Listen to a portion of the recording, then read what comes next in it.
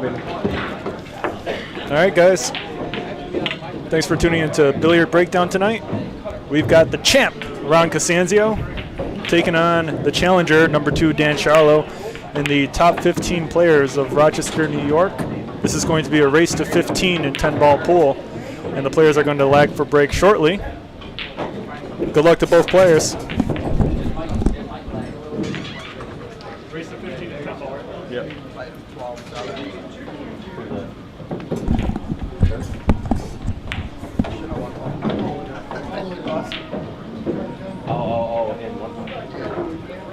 I'm going to be in the bottom left corner of your screen with the commentary.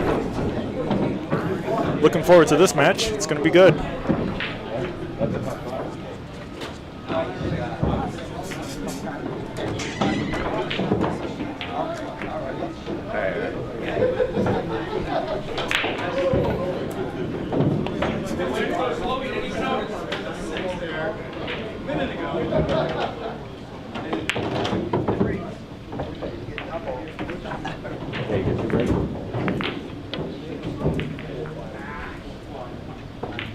The normal rolls, right? Yeah, Josh rolls. No jump stick.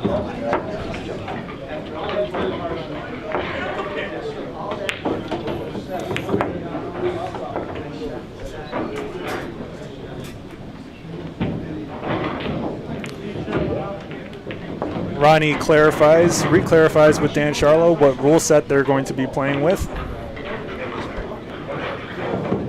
Ronnie says, Joss rules, no jump cues.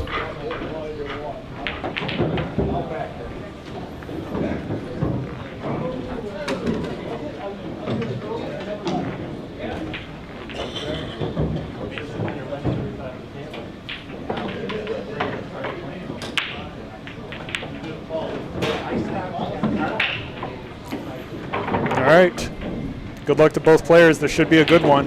Can Dan Sharlow reclaim the champ title?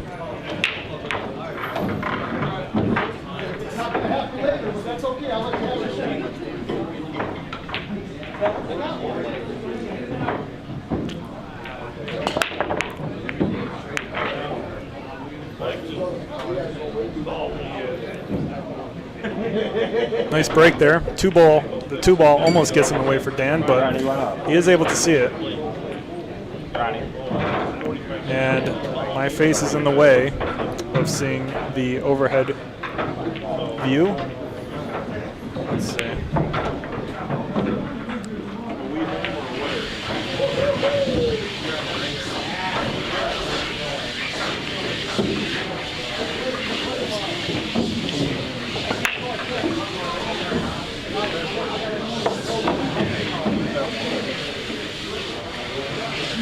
Hello, players. Happy Monday. Christine here, in-house tournament director. I just want to let y'all know that there is indeed a Friday night triple play tournament this Friday night, 7 o'clock, and Sunday is a 525. Excuse the so I hope you all announcement being made in the background.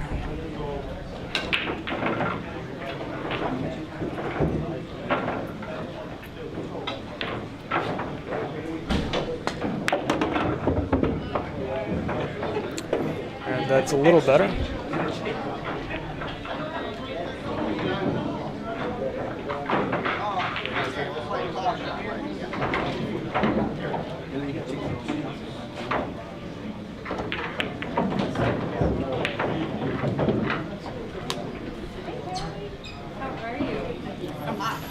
Dan with a tough shot on the 2.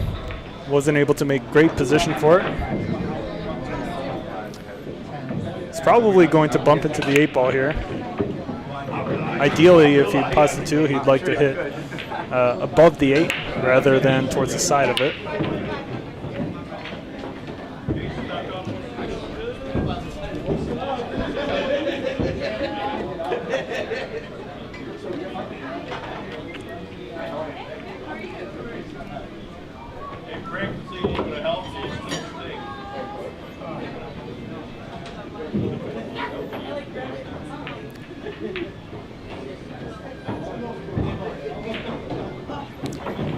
Taking a good amount of time on this second shot here. Could be a key shot.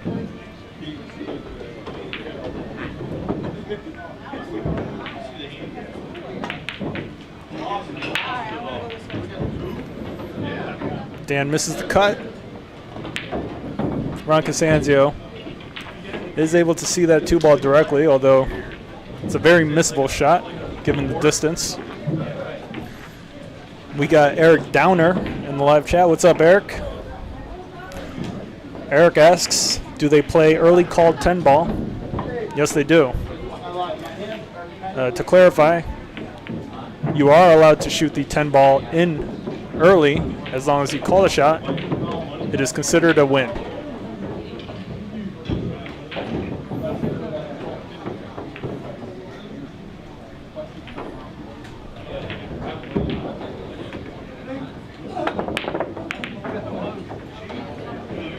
Ronnie misses the shot, but he gets lucky.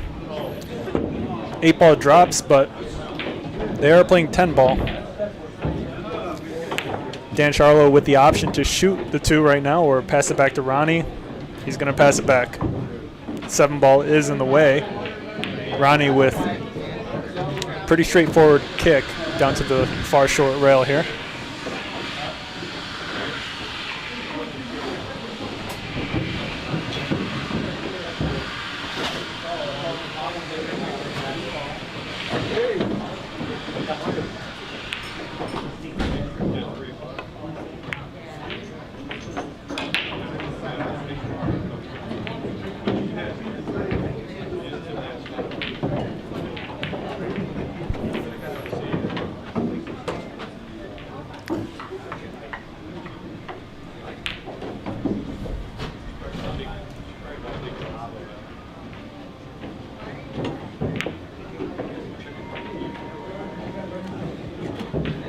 Dan misses the bank. Ronnie does have a cut on the 2 ball with fairly natural position on the 3. The cue ball should go up towards the center of the table past the 4 ball, no problem.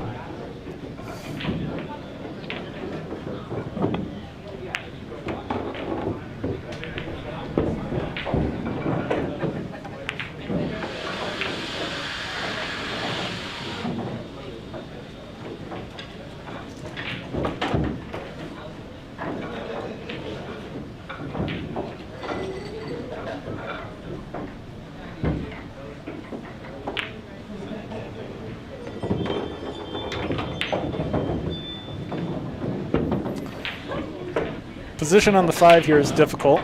He may have to intentionally bump into the 6 or the 7 here to slow the roll of the cue ball. You could also play the 5 into the left side pocket using heavy left spin on the cue ball.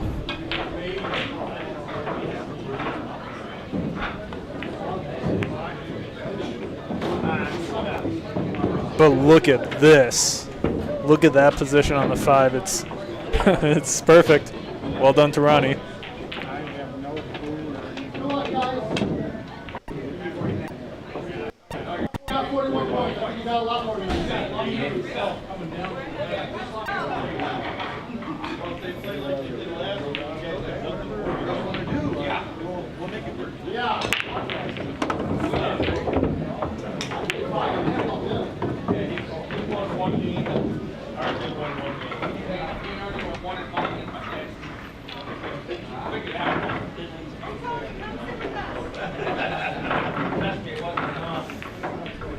Ronnie's a little straight on the 6.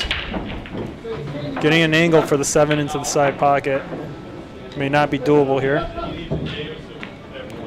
Even trying to set yourself up with a good shot on the 7 into the left corner is difficult. He may even just draw this straight back, but he's able to stun out just a touch to shoot the 7 into that left corner pocket.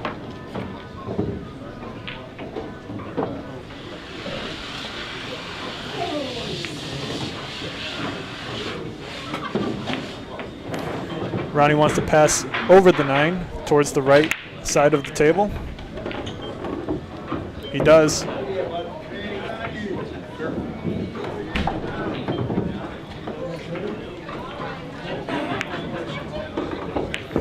And it looks like the champ is going to be able to take the first game.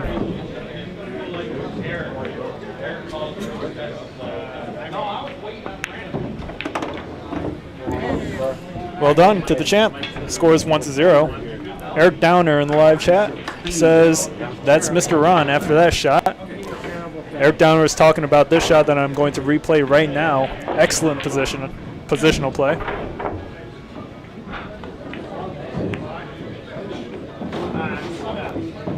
But look at this. Look, the speed on that cue ball could not have gotten any better. Absolutely perfect positional play. Well done to the champ. Eric, I forgot, are you from Virginia or was it the Carolinas? I don't remember, but it was something like that.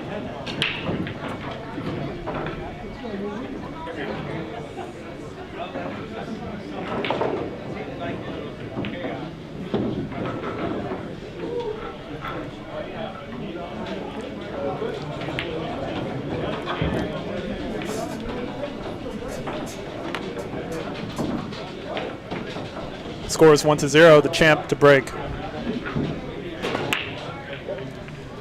Eric Downer in the live chat says Dan Sharlow is going to have his hands full tonight with Ronnie shooting like that. Yeah, I agree. Ronnie's always tough to beat, but if he's making positional shots like the one I just showed you, it's no easy night for sure. I do have to mention, though, Dan Sharlow was able to defeat Ron CASANZIO before in a race to 15, and he did so quite decisively. He's looking to perform at a similar level.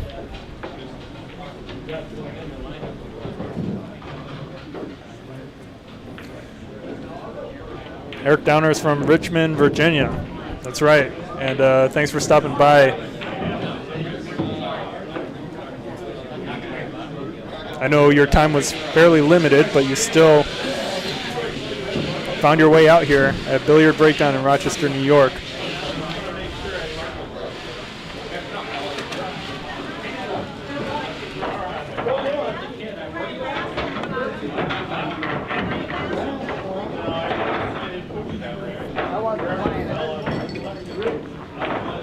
Nice cut by Ronnie, but it doesn't look like he was trying to pot the ball. Looks like he was just trying to thin the two and play safe. He accidentally makes it. Dan Sharlow was able to shoot the shot or give it back, but he's got a shot. I mean, a makeable shot, I don't know, but he can see the three at the bare minimum.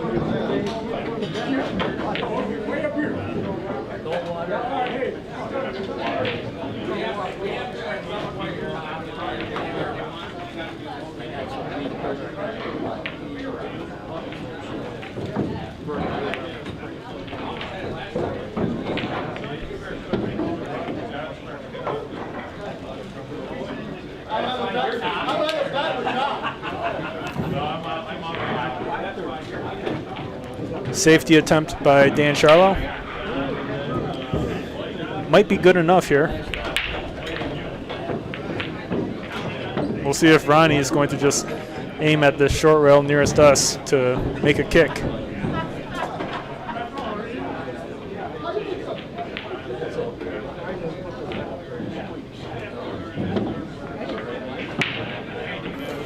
Good contact.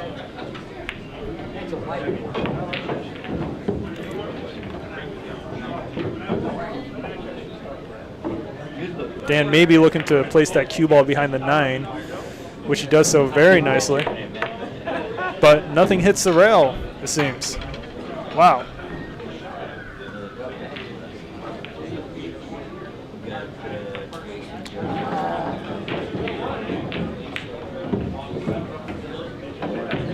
Unfortunate there for Dan.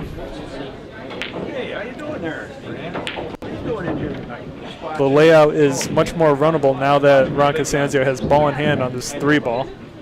How was your holiday? 4 to the 5 is key. The rest is very doable.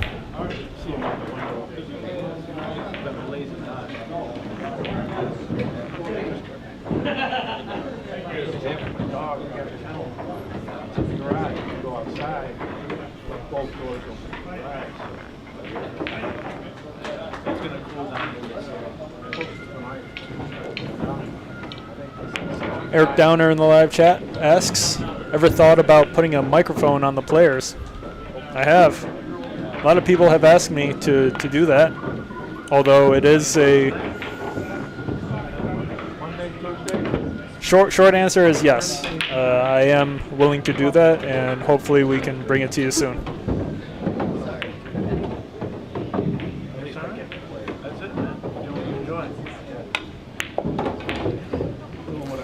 Ronnie unable to bring that cue ball back up far enough. He's got a sharp cut on the 5 with very tricky position for the 6. The real variable here is bumping into the 8 ball after shooting the 5. Does Ronnie have a plan here?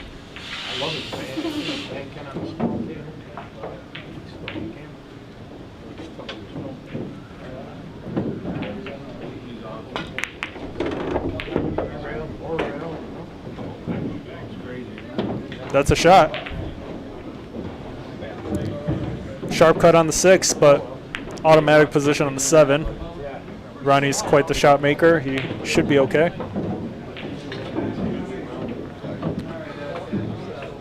To Eric Downer in the live chat, the tricky part with the microphones is that they will need to be wireless.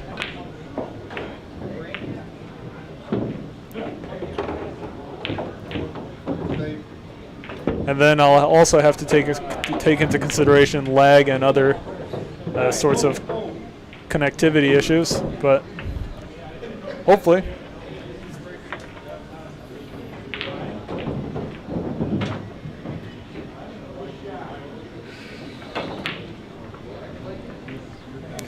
Nice cut by Ronnie. Barely drops into the corner pocket. Dan was almost out of the chair.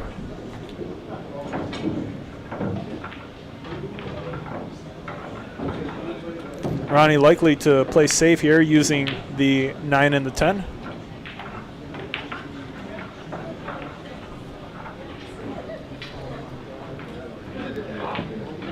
We have a very large fly flying around the overhead camera. Dan may be able to barely see the 7 on the right edge, although kicking this into the right or into the left long rail seems to be the easier play here. Shout out to Thomas Kosha in the live chat. Tom says, "What's up? Let's go, Dan."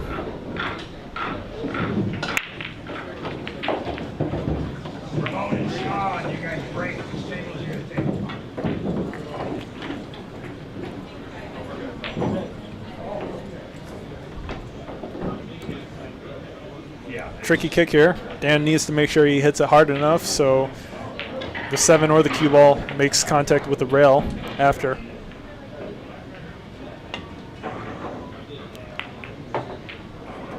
He is able to make contact with the 7. Ronnie left with a cut on the 7 into the left corner pocket.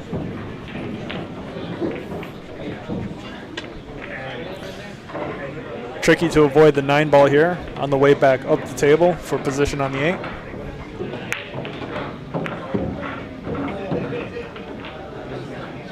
8. Ronnie visibly confused about the miss, but he gets very lucky with how that 7 ball ended up. 9 ball is in the way of the 7 for Dan. Dan needs to kick down to the short rail one more time.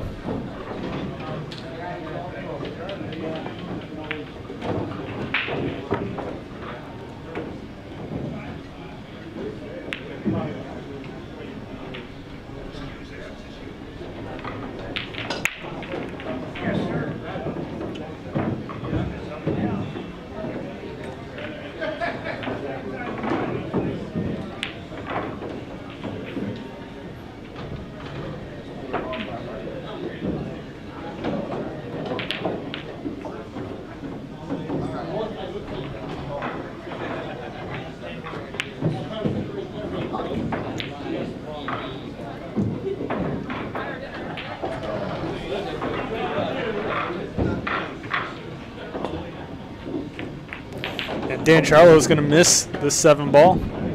Ronnie with ball in hand and a relatively easy out. Thomas Kosha in the live chat asks, did they redo the table felt since the last time they played on stream? We had the table felt redone a little while ago. Maybe it's been a month or two.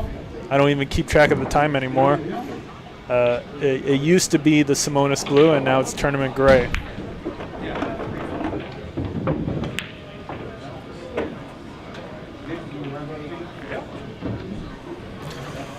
The gray felt does play a little bit quicker than the Simonis blue HR.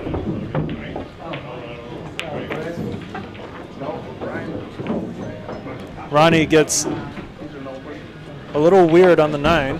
He may have to draw this straight back towards the side pocket for a position on the 10.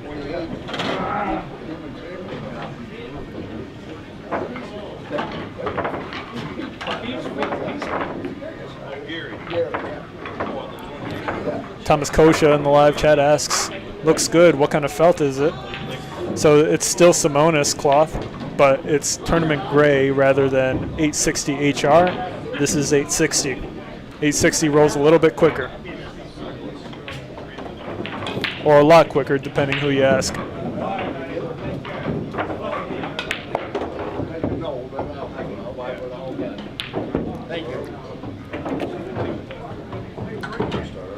Ronnie overdraws the cue ball just by a little bit.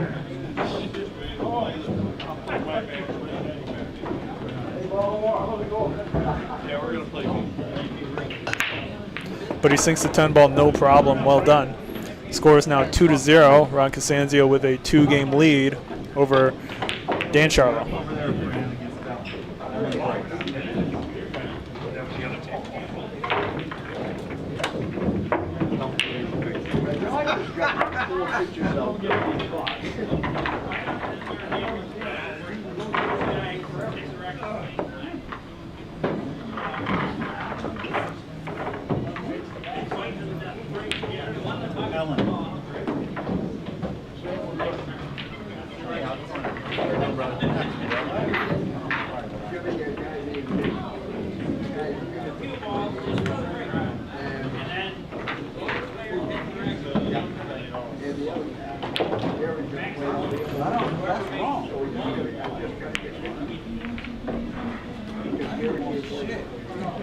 Appreciate Ronnie using the break cloth.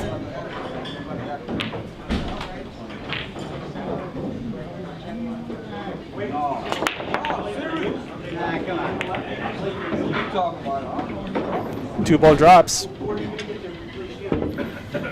Doesn't really seem like he's got a good carom into the 6th ball. Wouldn't be surprised if Ronnie thinned the 1 and sent the cue ball towards us behind the 4-8-7.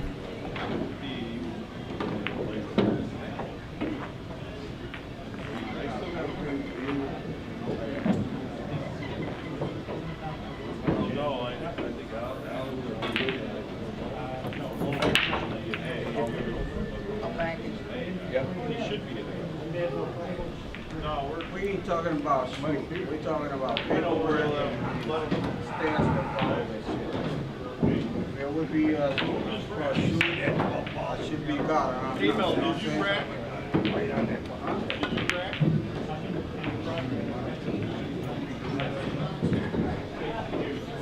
Dan Sharlow may be able to call the 10 ball here.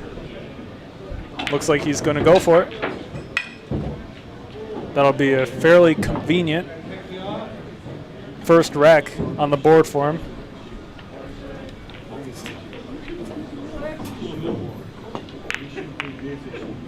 He misses it. Ronnie's got a thin cut on the 1.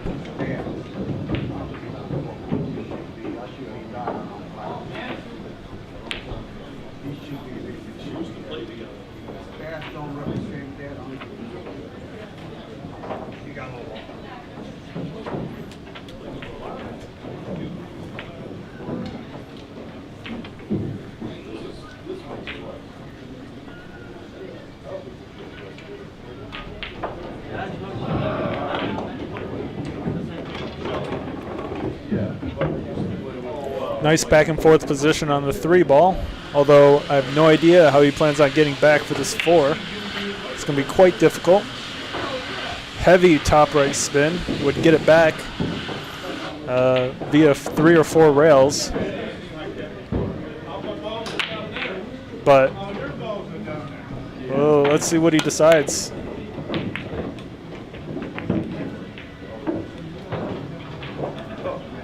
Yeah, it looks like he wasn't trying to make the shot.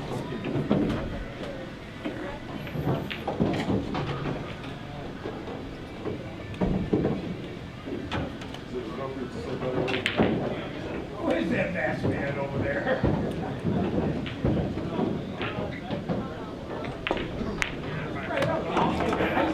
Great pop by Dan.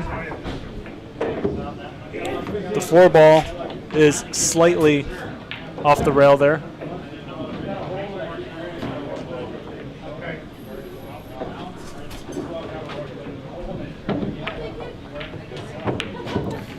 Makes it a much more difficult shot than if it were to be sitting on the rail. Dan does not go for it as a result, but look at that safe. What a nasty safe behind the 9.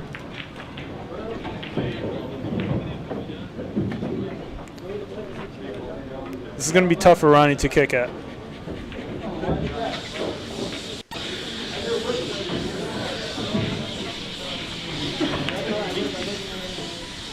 Really no obvious kick here.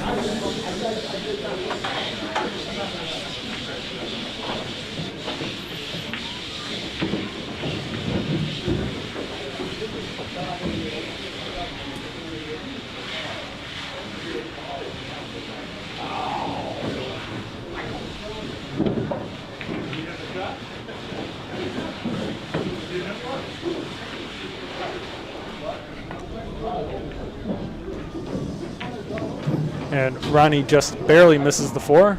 Dan Sharlow with ball in hand. Is he going to go for the run? Or is he going to try to freeze Ronnie on the 7 ball here? Ronnie's on 1 foul. 3 fouls consecutively means you lose the rack. We have a live poll in the live chat for all our viewers to vote on who you think is going to win. 86% currently believe in the champ Ron CASANZIO. 14% signing with Dan Sharlow.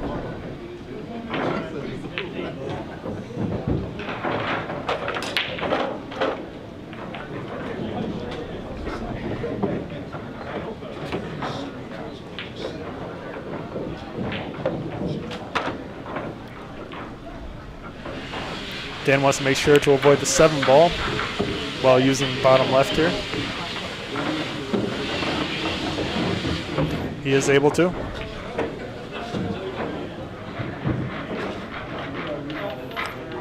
Kind of gets to an awkward 50-yard line for a position on the 5.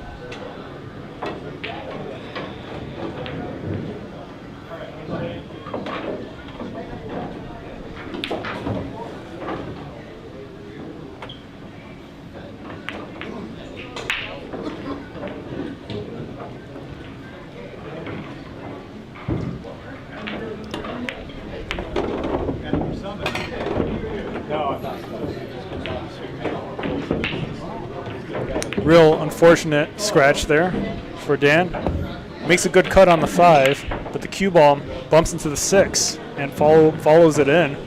Even if the cue ball didn't drop, Dan may have been hooked on the edge of the corner pocket.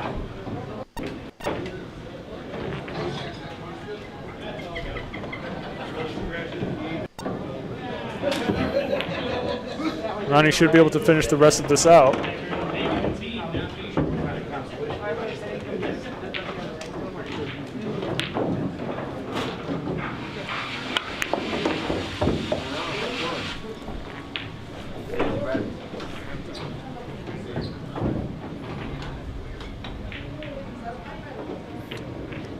Ronnie can follow this down to the short rail and back up for the 10 into the side pocket.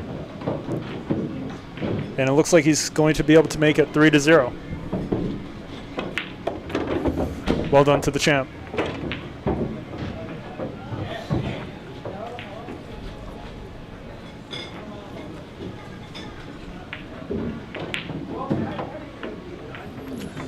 I believe Dan was trying to miss the 6 ball in that far right corner pocket, and wherever the cue ball would land, he would have a shot. Now is also a good time to mention that we have Fedor Gorst, the current world champion of 9-ball pool, coming to Billiard Breakdown in Rochester, New York on August 3rd. Our VIP experiences are completely sold out, but it is free general admission. Feel free to stop by and meet Fedor Gorst, the champ, in person.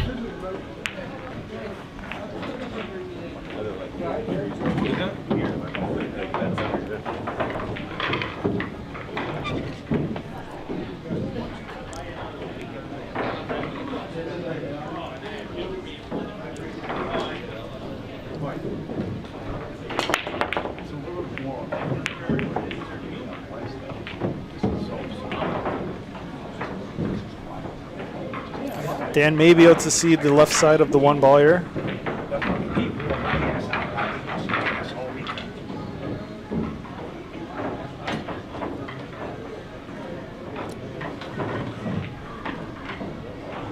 Ronnie removes the magic rack for Dan. Dan chooses to push out. Ronnie has the option to shoot the 1 or pass it back to Dan. Ronnie likely to shoot the shot.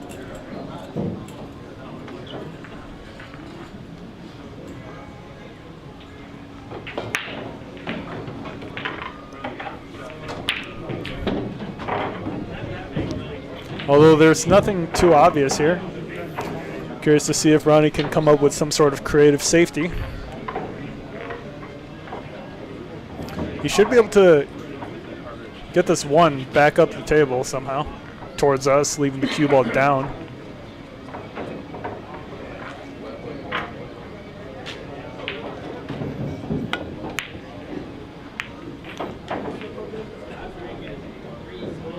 Really well done. Great shot. The 2 ball is in the way for Dan Sharlow for several obvious kicks.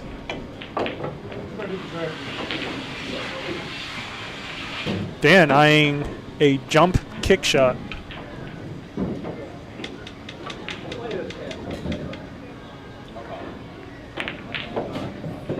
He's calling the right corner pocket.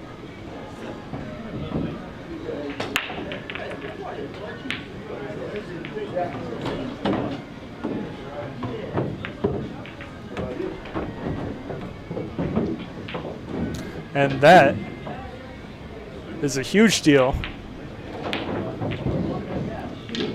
Does not seem like they are playing all ball fouls. Ron CASANZIO has the option to place the 7 ball back behind the 6 or leave it where it is. Ronnie chooses to leave it where it is. The position of the 6 ball now only helpful for Ron CASANZIO.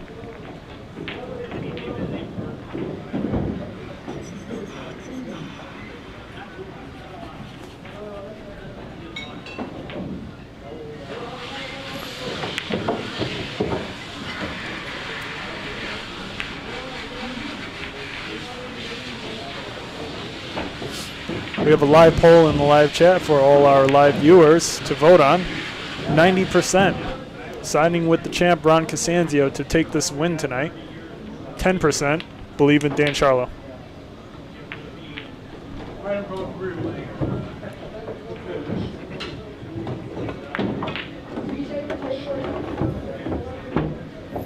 He doesn't make great position on the 2 though. Good time to play safe if you're not confident in this thin cut with position. Ronnie may be looking to have this 2 ball go back towards the left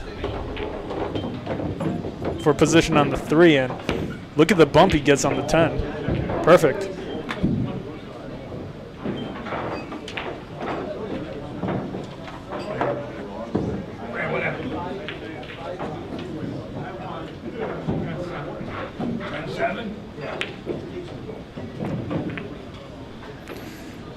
Hoodstar in the live chat. What's up, Hoodstar?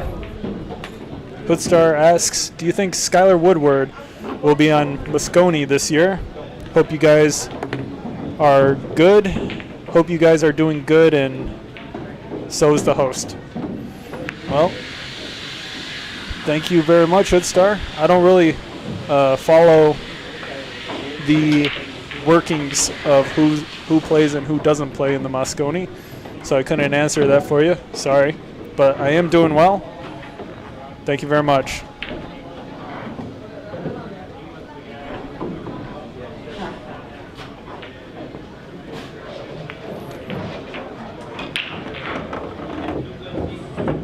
Dan with the chance here.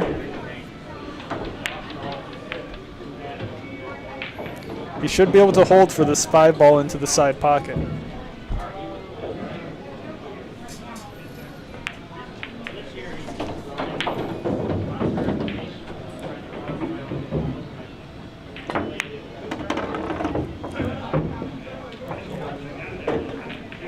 Cue ball over rolls. Real tough shot here on the 5.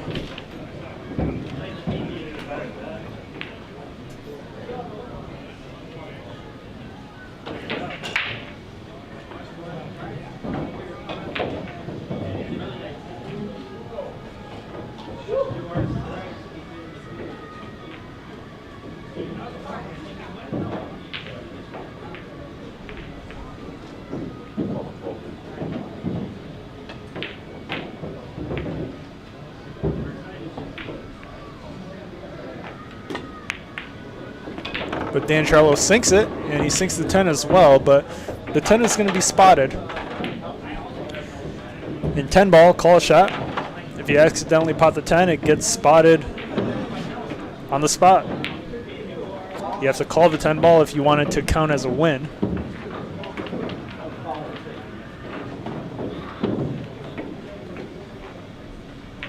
Dan Sharlow with the shot on the 6. Does he need to go rail first here? It's tough to say.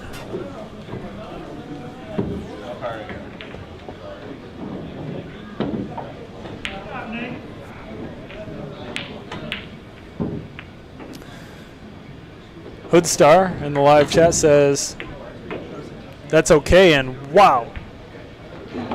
Was that intentional?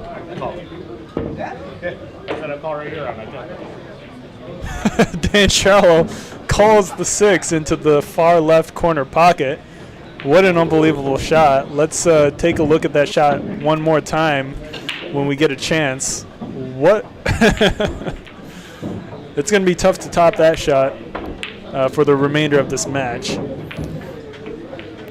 Hoodstar in the live chat says, that's okay. Some people just don't watch the Mosconi. It's just that Shane Van Boning and Fedor Gorst being in the same team is going to be so awkward. Well said, Hoodstar. Although I don't follow the Mosconi too close, I do understand why it would be awkward for Shane and Fedor to be on the same team. Speaking of which, if you're late to this live stream, Hoodstar, I do have Fedor Gorst coming to this pool hall, Billiard Breakdown in Rochester, New York, on August 3rd.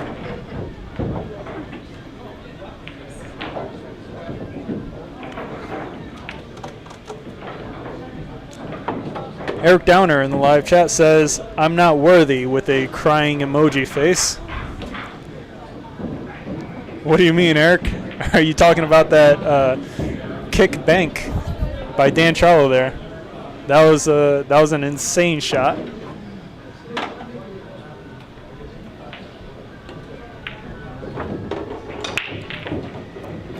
Dan should be able to finish this out and take his first game, getting on the board here. Drone Shots in the live chat says, what's up, Mike? Come on, Ronnie. What's up, Drone Shots? Good to see you. Long time no see. Drone Shots clearly in the live chat rooting for the champ, Ron CASANZIO. He is up 3-1 shortly.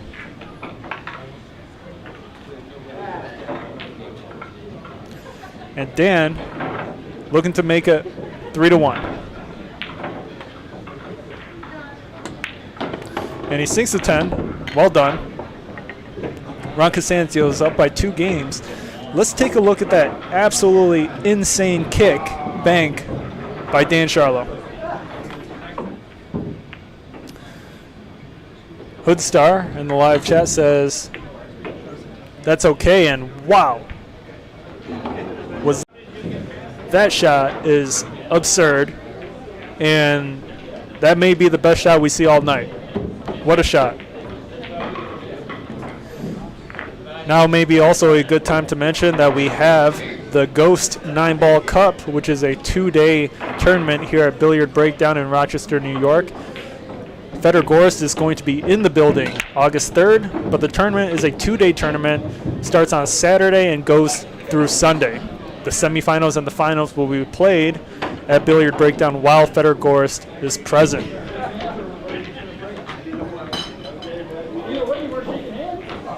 Brian Murphy in the live chat asks, is this an exhibition? This is a challenge match for the champ position of the Rochester's top 15 players. Brian Murphy, if you're new, I'll show you shortly what I mean. As you can see from this list, Ron CASANZIO is the current champ. Dan Sharlow is number 2. Dan Sharlow is challenging Ron CASANZIO for that champ title right now.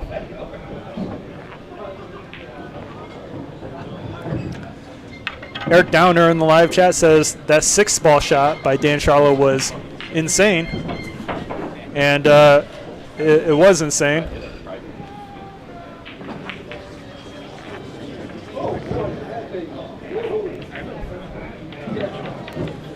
Drone Shots agrees that Dan Sharlow's shot on the 6 was a good shot. Yes, it was. That was ridiculous, actually.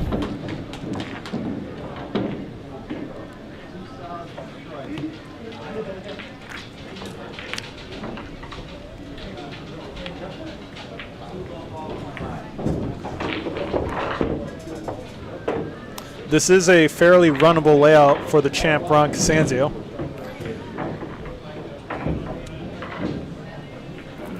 He's got a little bit of a weird angle on the 2 to set up for the 3 into that right corner pocket, but he should be able to just roll this forward slightly and leave himself the cut. But then the 8-ball comes into play. Let's see what he's going to do.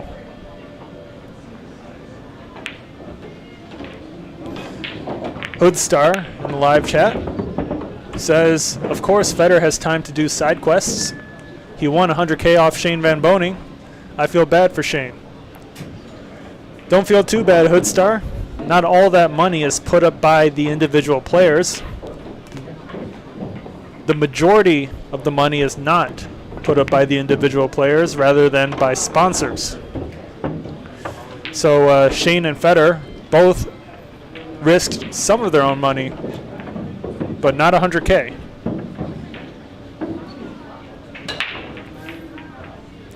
Not to say that the money that they put up is a little, just it's not 100. Ron CASANZIO unable to clear that 4-ball past the 6. Dan Sharlow with pretty nice layout here. He just wants to make sure he avoids this 6-ball somehow for position on the 5.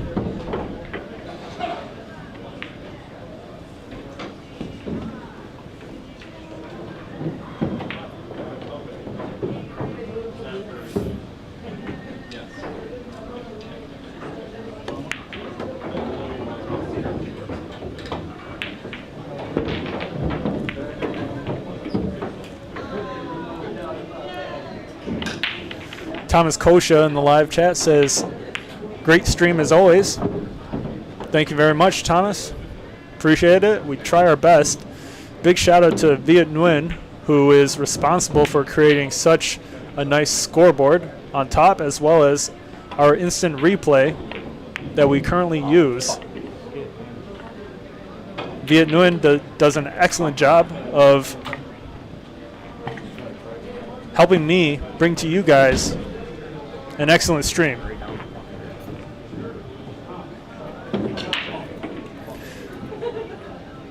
Dan Sharlow is extremely unhappy that he missed that 5-ball. Ron CASANZIO looking to capitalize off of that huge error there.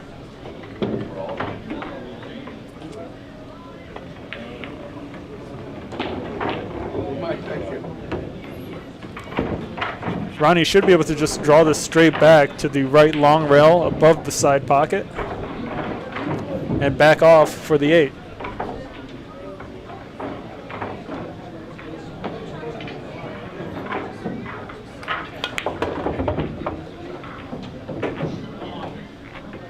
Eric Downer in the live chat says Dan Sharlow called that bank kick on the 6th ball. He tapped the pocket with his glove hand. Thank you for confirming that, Eric. Dan did say on stream to Ron CASANZIO after he got up off his chair that Dan did call the shot.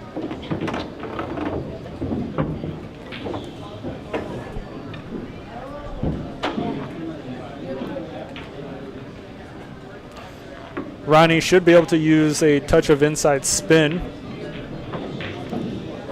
to bring this cue ball closer to the 10.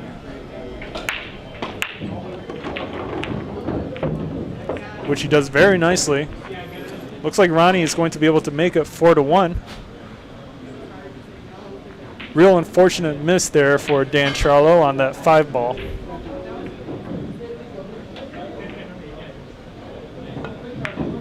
And he sinks the 10. Well done.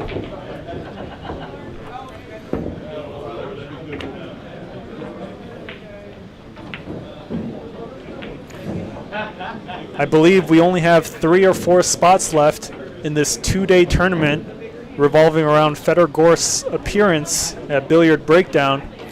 Begins August 2nd and ends August 3rd. Limited to 24 people, so make sure if you want to join, you join now. We only have a couple spots left, and within the first week, I think we filled 20 or 21 of them. $60 buy-in, and if your Fargo difference is more than 150 points between you and your opponent, there's a 7-5 spot.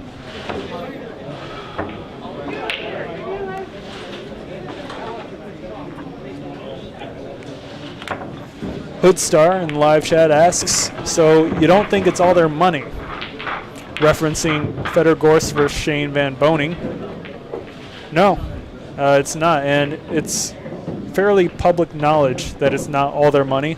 Although they may have skin in the game, it's going to be nowhere near that amount.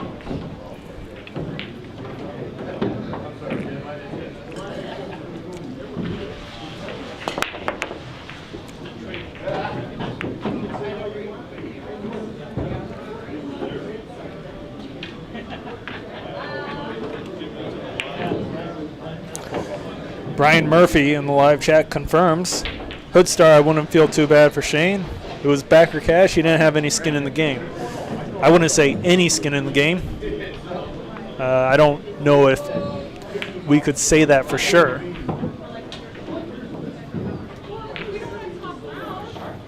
Hoodstar in the live chat says, I don't know. Shane Van Boening has been away fishing and fishing and fishing. I hear it's a pretty fun hobby. Although I've never gotten into it, wouldn't mind going occasionally. And excellent combination shot by Dan Sharlow to start off. The 2 ball does clear the 5 into that left corner pocket. He's got a good angle on the 1 to roll this forward with top left as well.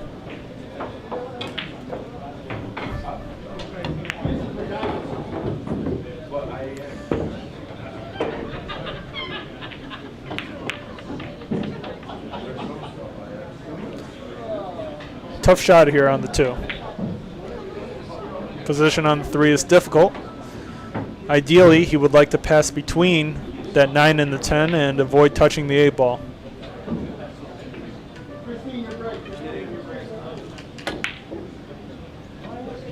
He passes through it, but where's the cue ball going?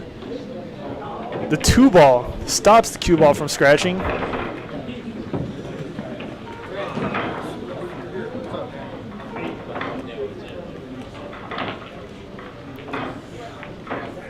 Although Dan misses the 2, you know, at least he didn't give Ronnie ball in hand after that miss.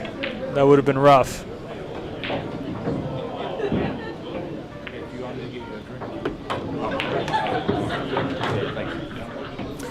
I forgot to change the score earlier. The score is now 4-1. Yep. Ronnie's going to call that side pocket.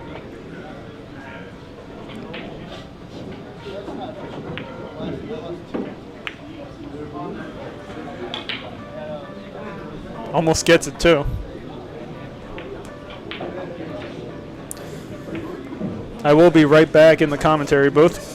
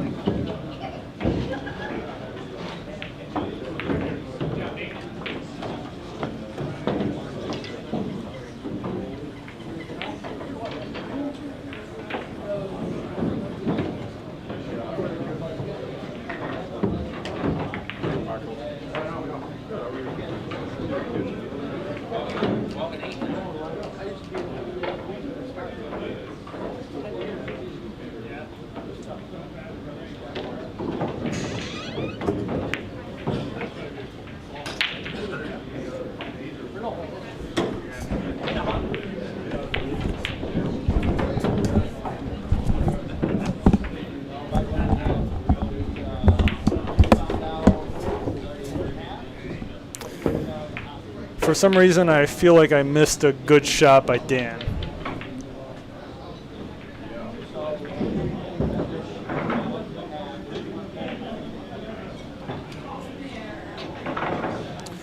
Nick K in the live chat.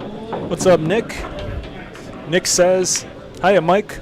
Federer will be defending his 9-ball World Pool Championship in Jeddah the week before he's here at Billiard Breakdown." Awesome.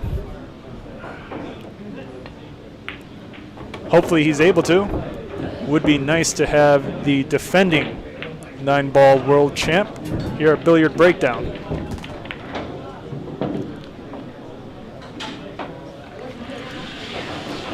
Nick K, are you going to be joining this Ghost Cup 9-ball tournament we have going on, or signing up for the VIP experiences are sold out, but you planning on coming down to see Federer Gorst here?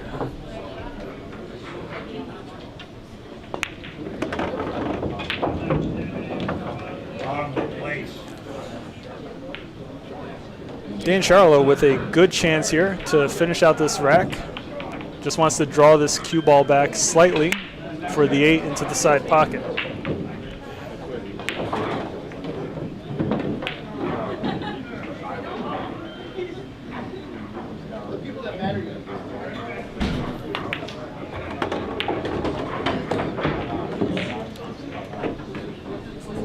A little far, but still a good position to be in.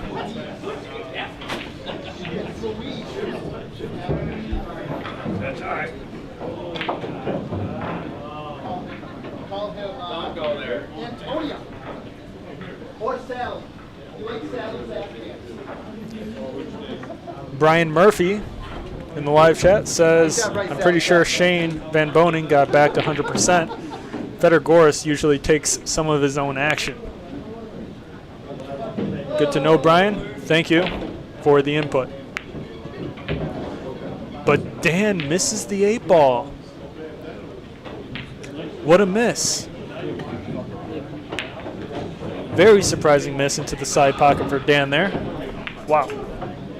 Ron CASANZIO back at the table. I'm sure he wasn't expecting to get back.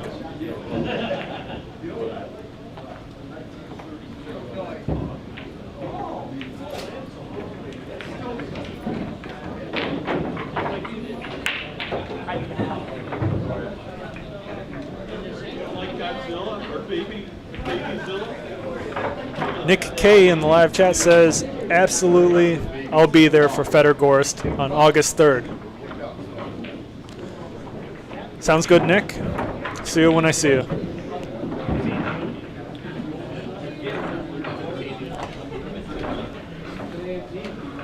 What's the play here for the champ? Did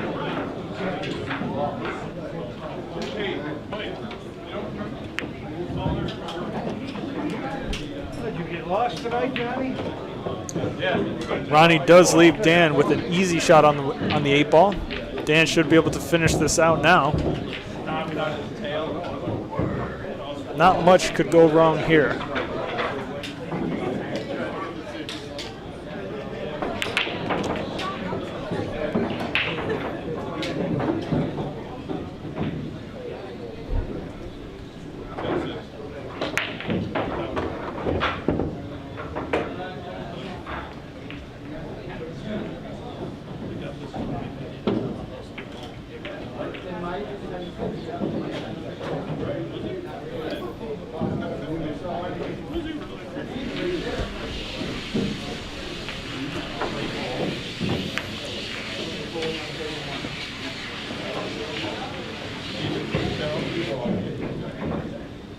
Looks like Dan is trying to hold for this 10 ball into that far right corner pocket.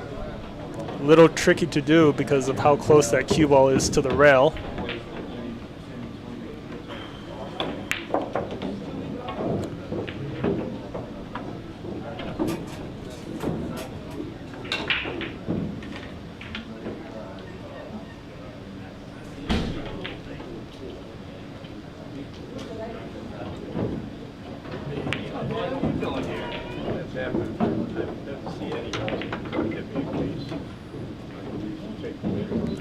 Looks like Dan is going to settle for the shot into the far left corner by rolling this cue ball forward just a little bit, or a lot. But this is a tough shot here. Dan is more likely to make it than not, but this is missable. Real pressure shot here to make it 2-4. Can he do it?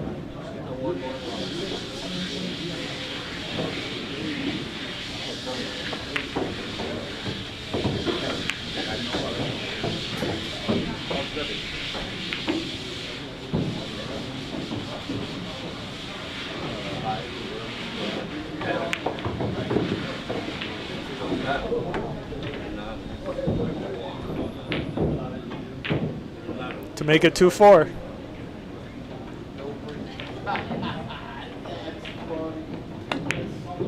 He sinks the 10 ball confidently. Well done to Dan Sharlow there. Had us holding our breath, but he makes the shot.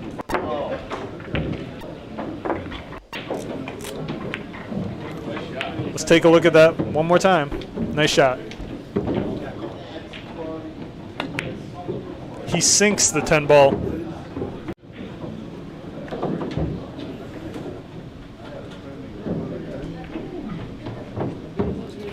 For anyone interested, we do have an in-house billiard breakdown league that plays every Tuesday at 7 p.m. 3-man teams.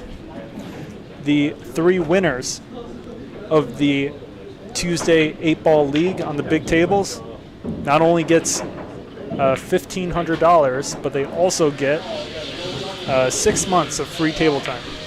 If you're interested in joining this league for the fall season, after the spring season finishes, the summer season finishes, reach out to Christine Strong on Facebook or Instagram, and we'll get you in for the fall. Very popular. Looks like Dan's taking a quick bathroom break, and we'll be right back.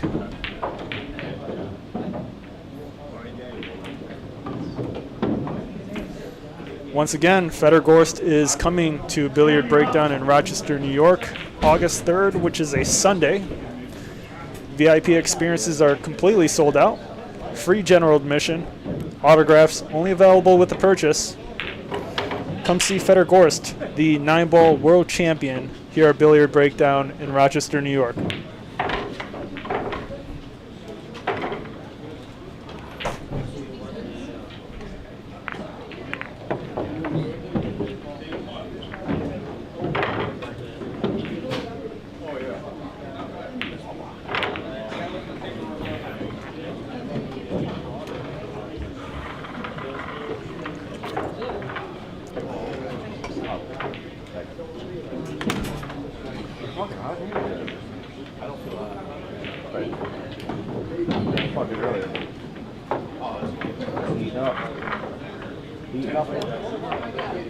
I'm going to see if Paul Jacob can join me on this commentary a little later. Might as well ask him now. Dan to break.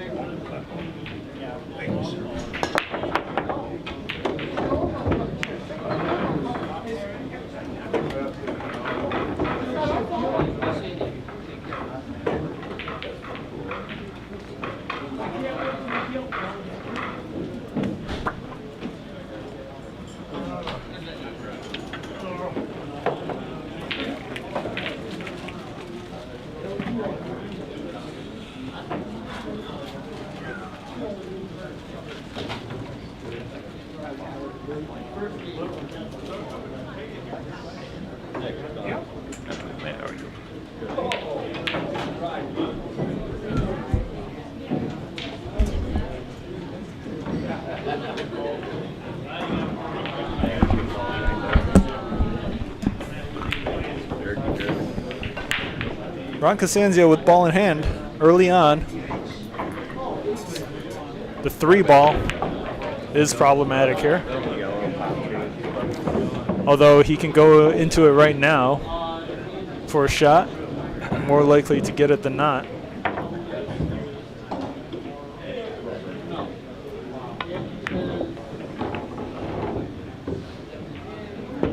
And the cue ball does not clear the 5. Unfortunate roll there for the champ. He's going to have to kick at this.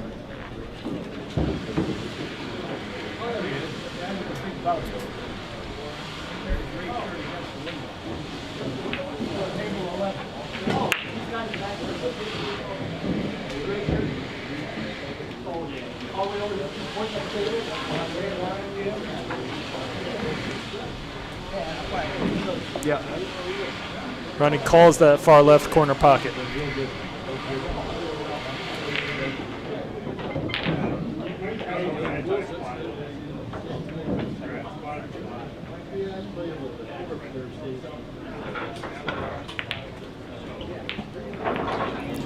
But he gets fairly safe. Dan Sharlow likely to try to play safe in return. Maybe a two-way safe, shooting the bank into the left side pocket while leaving the cue below the 4-ball.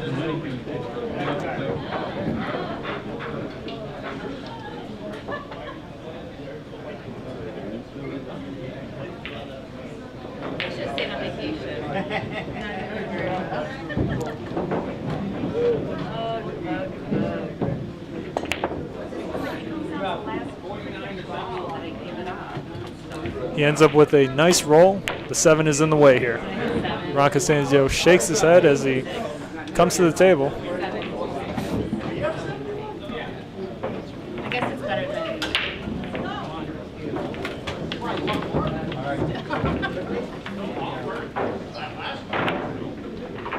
How you doing?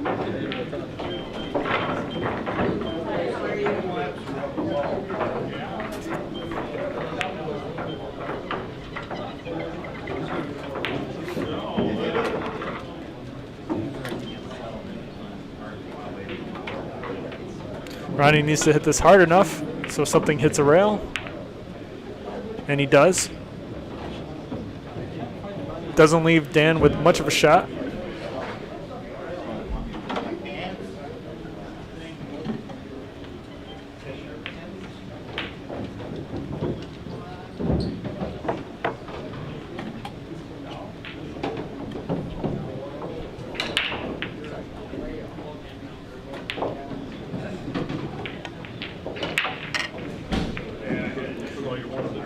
Dan looking to play safe, and he gets it, it seems.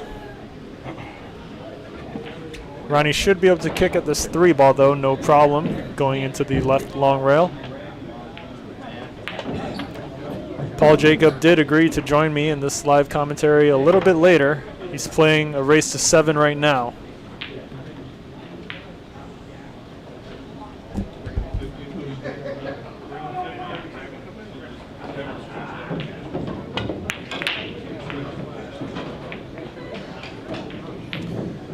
And Ronnie's going to leave Dan with a nice shot on the 3. The 4 does cut into the side pocket. Let's see if Dan chooses to play under the 7-ball, or I mean under the 4-ball here.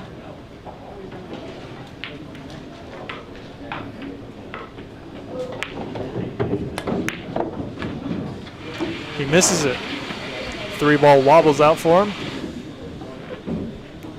Dan tries to generate more power on that cue ball to get that cue ball below the 4 for an easier shot. 3-ball rattles as a result.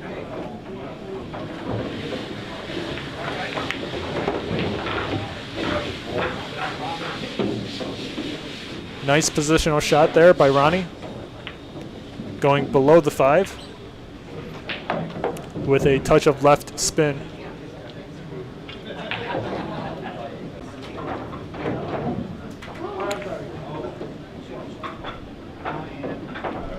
All right, let's see what the plan is for the 6 here.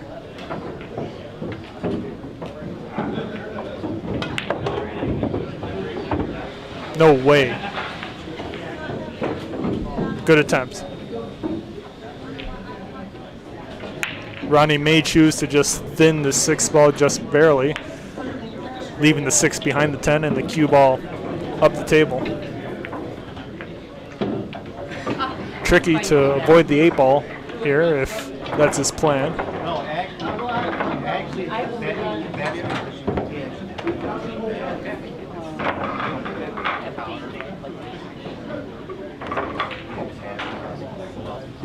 And that is going to be a friendly bump for him. Tough kick for Dan.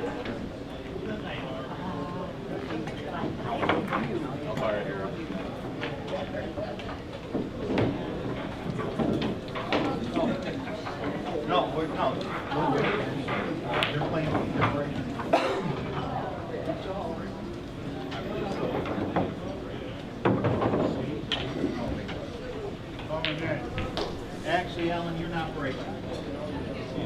Yeah, free break. You want more? What you have?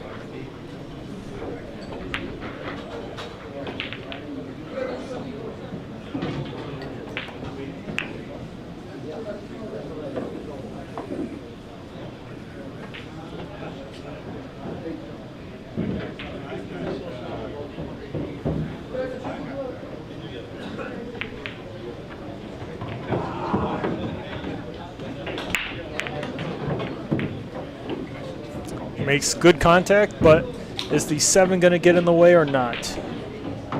Not quite. Ron CASANZIO with a cut on the 6.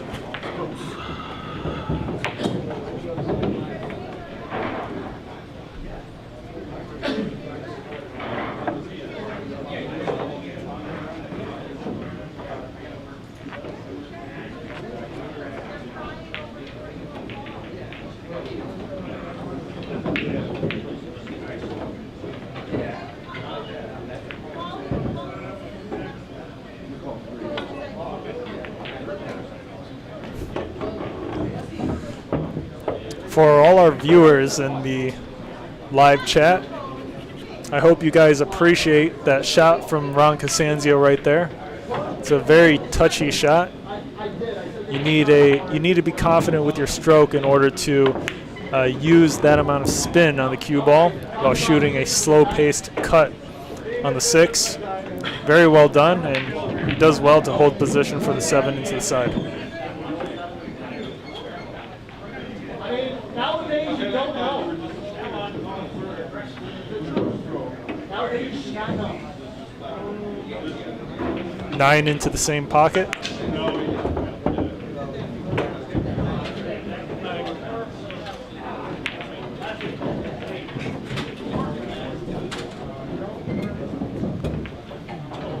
Ten, maybe into the right corner.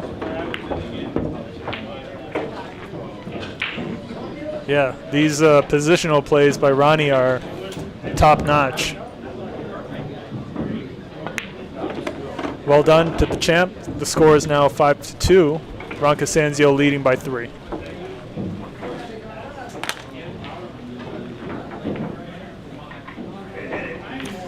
We have a live poll in the live chat for all our viewers.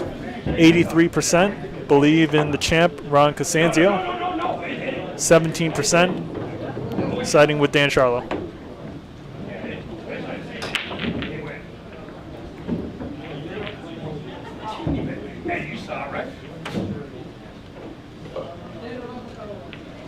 Go ahead and make the 3.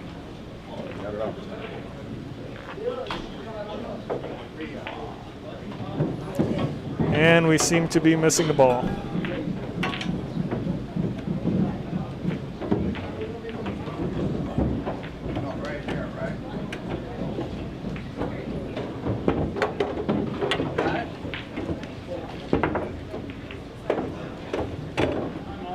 You can just look through the rack hole. That way you see where it is. You just look at the stick. Oh, yeah? You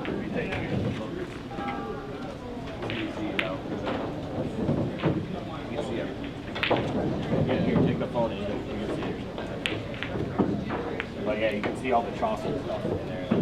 You just see where the ball is, poke it out with your stick.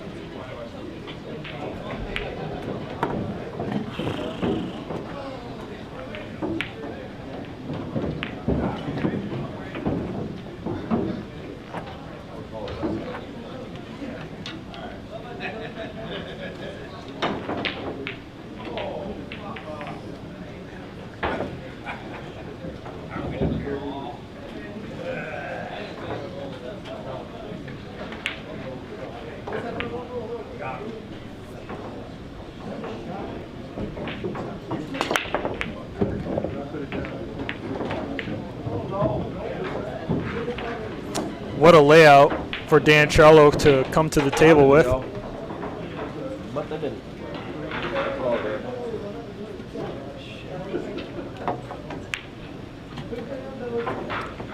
The 6 is still going to be problematic for either player.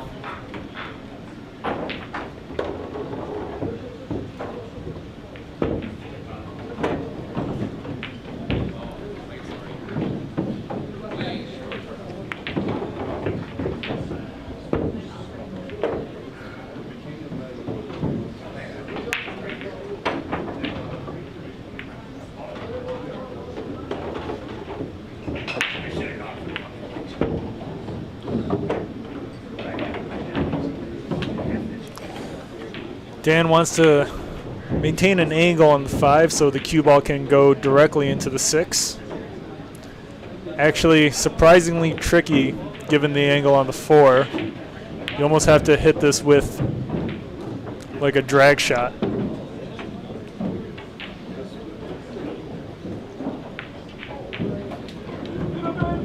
You could slow roll this as well to get the correct angle on the 5.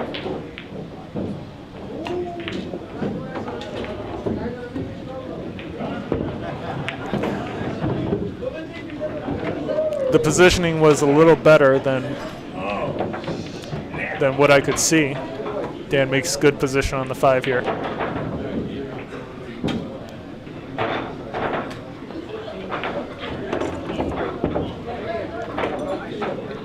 And that is going to be unfortunate for Dan there.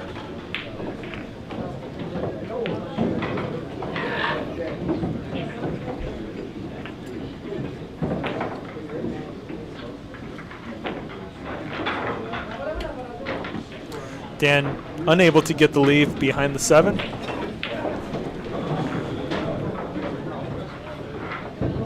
Ronnie is able to cut the 6. He may even go for the pot into the side pocket. The 9 ball could get in the way for position on the 7. but you still got to shoot the shot.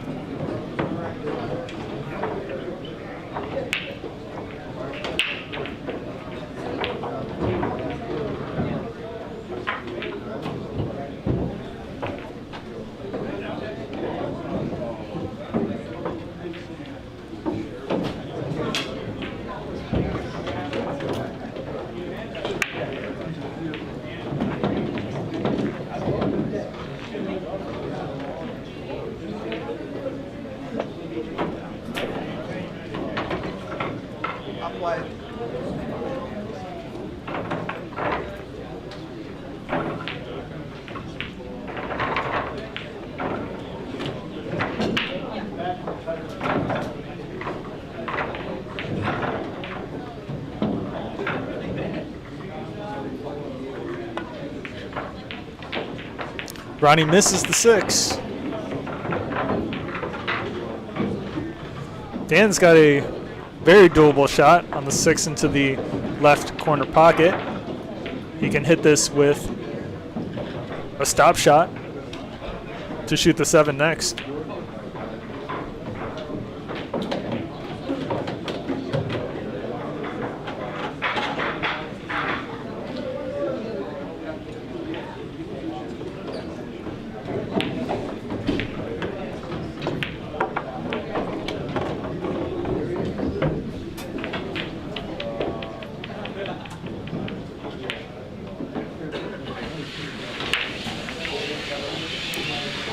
Looks like he might be using top right here to get that cue ball back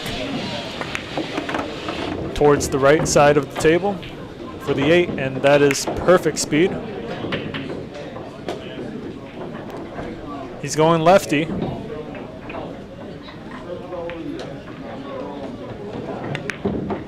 But he misses it. Very surprising miss for Dan. Surprised. Yeah, very surprised he missed.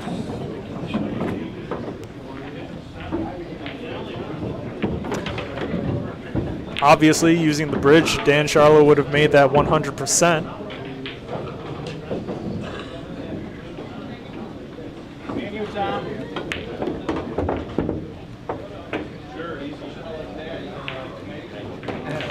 And it looks like Ron CASANZIO is going to be able to steal this rack from Dan Sharlow.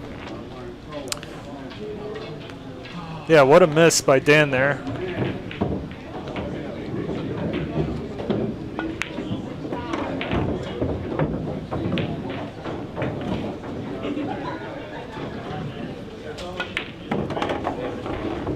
Well done to the champ. The score is now 6-2. Ron CASANZIO with a 4-game lead over Dan Sharlow.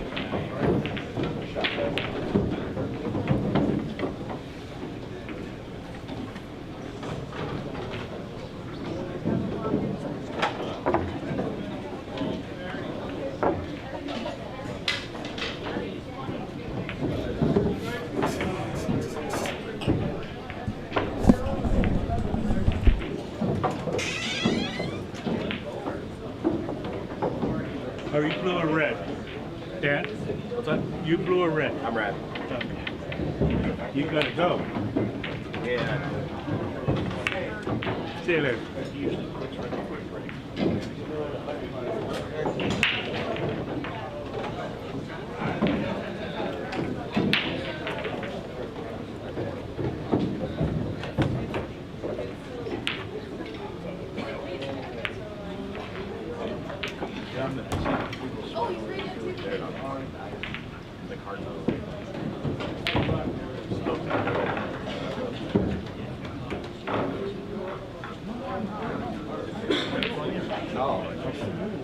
Oh, okay.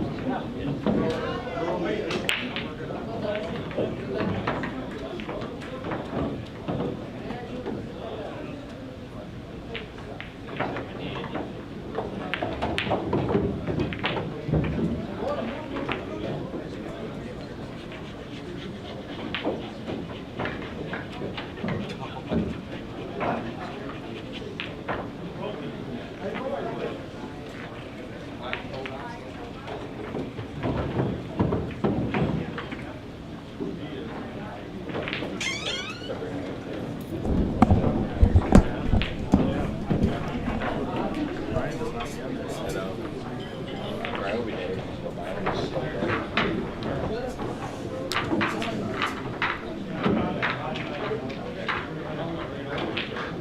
up, man?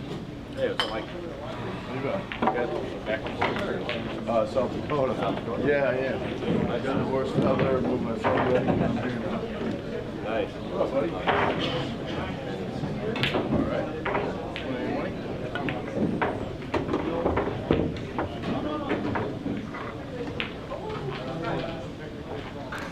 Quite an ambitious positional play from the champ Ron CASANZIO.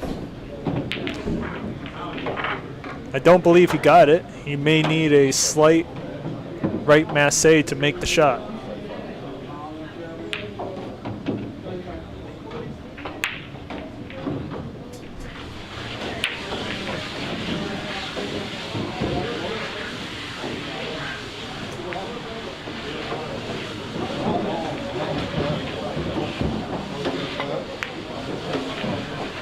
But he chooses to play safe instead, and he gets a nice bump off the 8-ball. I'm going to call him. Looks like Dan can shoot right in between that 5 and the 9 to make contact. He's calling the 6 into the far right corner pocket.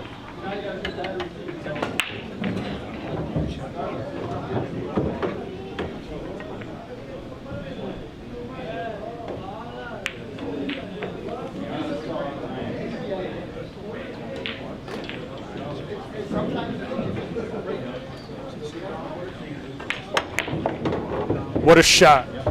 Almost scratches, but he avoids it. Tough shot on the 4 to follow up with. Maybe safe behind the 8. Bank the 4 towards the right.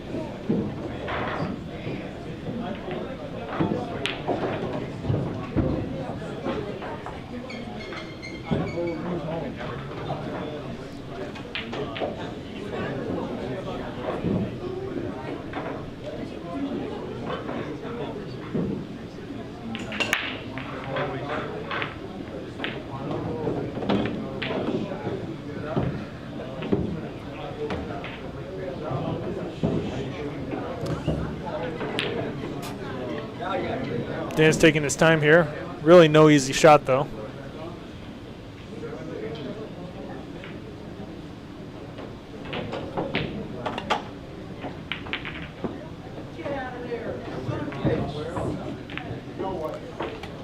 And it looks like Ron CASANZIO is going to be able to shoot at this 4-ball into the side pocket. Dan nearly able to get safe, but not enough. We've got Erik Barrios in the live chat. What's up, Erik?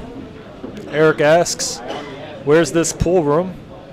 This pool room is Billiard Breakdown, located in Rochester, New York. And Ron CASANZIO messes up his own leave here on the 8-ball. Surprising error from the champ. To Erik Barrios, thanks for just tuning in. If you've missed any of the previous gameplay, the champ Ron CASANZIO, the best player in Rochester, New York, is looking to defend his position against the number 2 ranked player, Dan Sharlow.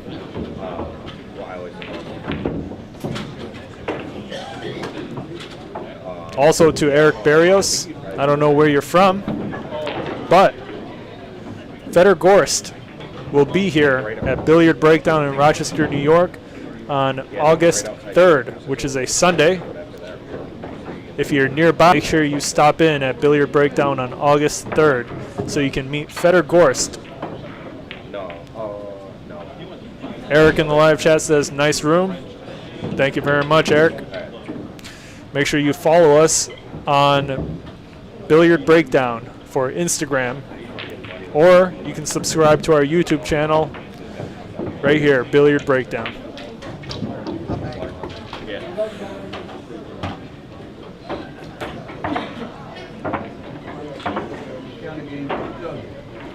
Eric Barrios in the live chat says he's from Connecticut and he plays out of US 1, which is Jason Shaw's pool room located in Connecticut. And what a bank by the champ. Wow, what a shot. With perfect position on the 10 into the side pocket. Man, tough, real tough. I have been speaking to Jason Shaw on and off this past year, and Jason Shaw is willing to stop by Billiard Breakdown in Rochester, New York sometime next year. Let's take a look at that crazy pocket speed bang by the champ CASANZIO. Instant replay brought to you by Viet Nguyen. 1, which is Jason Shaw's pool room located in Connecticut. And not only was it a great bank, but it could have also been a two-way shot setting the cue ball behind the 10. Really high-level stuff there. And right here, to all of our new viewers just joining us, Fedor Gorst coming to Billiard Breakdown August 3rd, which is a Sunday. Our VIP experiences are completely sold out, but we have free general admission. So stop by if you want to see Fedor Gorst live. Autographs only available with a purchase.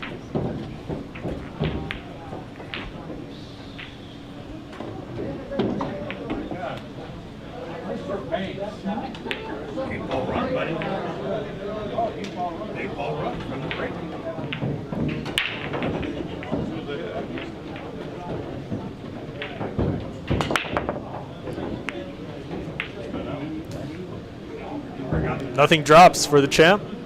Dan Sharlow with an easy shot on the 1 into the side pocket, although he's got a little bit of an angle he needs to work with to hold position for the 2.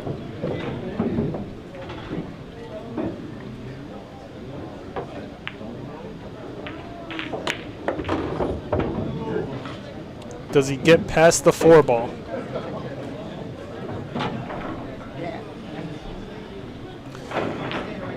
He is able to see just the left edge of the 2, but he's more likely to just kick at this.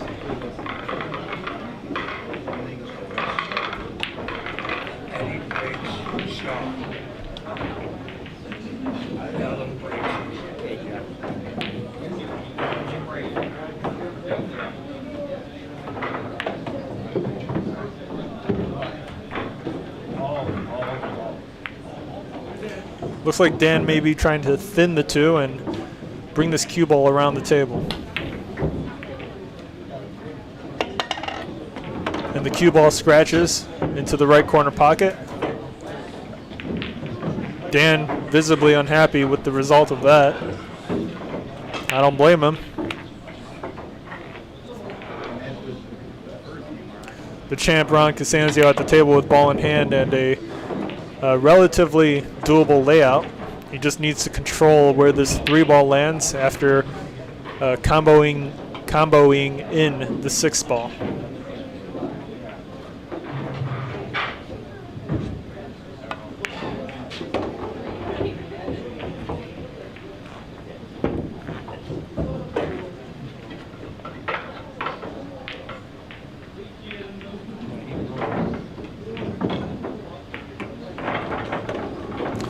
And Ronnie does a good job of intentionally leaving the cue ball towards the center of the table so the cue ball will roll towards the right after comboing in with the 3. Curious to see if Ronnie's just going to accept the longer pot on the 5, or if he's going to try to go around the table and close the distance here on the 5. The 5-10 combination is very possible here as well.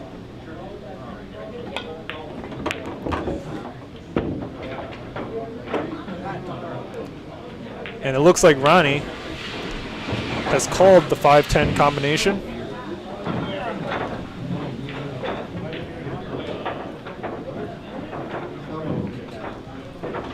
Can he do it?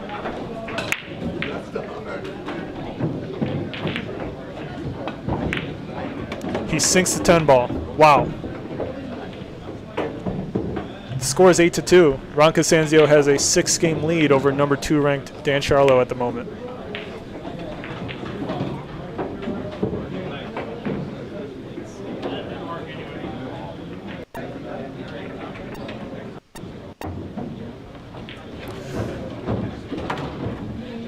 Let's take a look one more time at the instant replay we got here. Thanks to Viet Nguyen.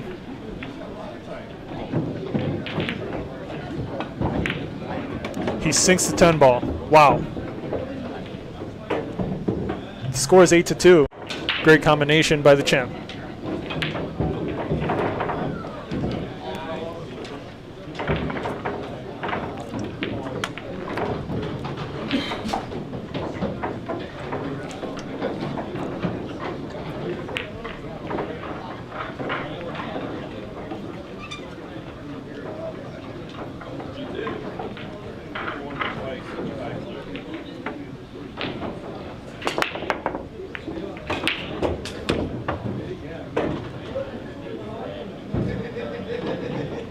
Ronnie leaves himself with a cut on the 2 into the side pocket with fairly automatic position on the 3, as long as he hits this with stun.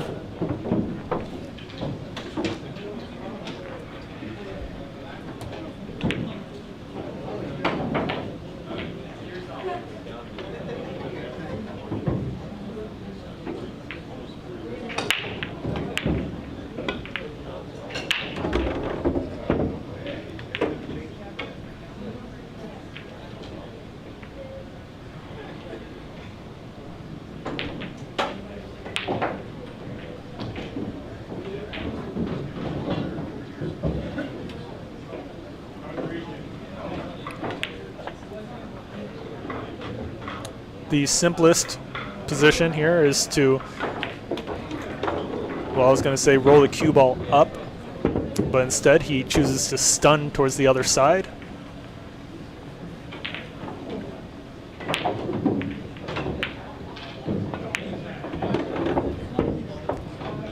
The 5 ball does clear the 7, no problem. He may have to go below the 8-9 here for position on the 6.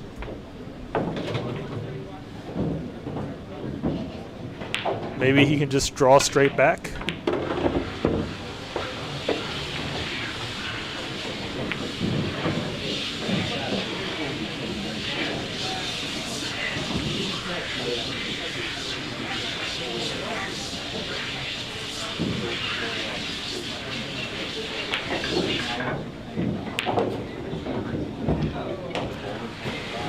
Eric Barrios in the live chat says, I've seen Ron CASANZIO play on stream before during Mike Zuglin's Turning Stone event. That's awesome. That's cool to have people from out of state say they've seen Rochester's champ play before. Speaking of Mike Zuglin, we do have the Joss Tour, which is Mike Zuglin's tournament that he tours the United States with, coming to Billiard Breakdown in Rochester, New York on September 13th. So make sure, if you're in surrounding areas and you'd like to play in the Joss Tour brought to you by Mike Zuglin, that you sign up for it.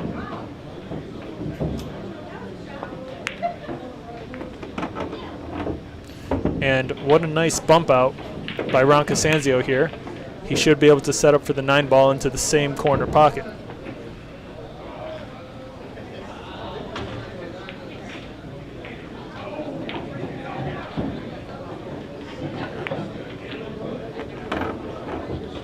Cue ball overrolls by a touch, but he should have no problem here.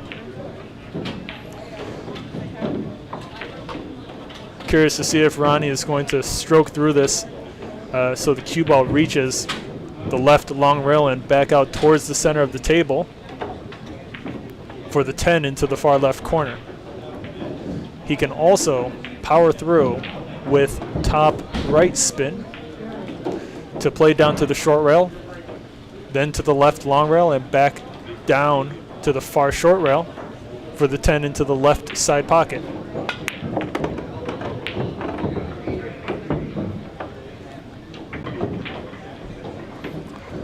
The score is now 9-2.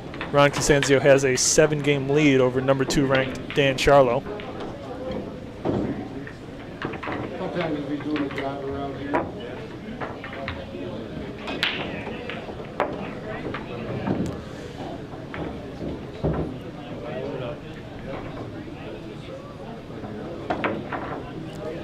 For anyone just joining us, we have Fedor Gorst, the world champion 9-ball pool player, coming to Billiard Breakdown in Rochester, New York, Sunday, August 3rd.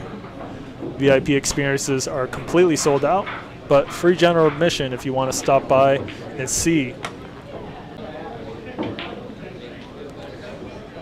Thomas Kosha in the live chat says, someone tell Dan Sharlow to take a timeout. That could help. I mean, this is a rough score to have against someone as good as Ron CASANZIO.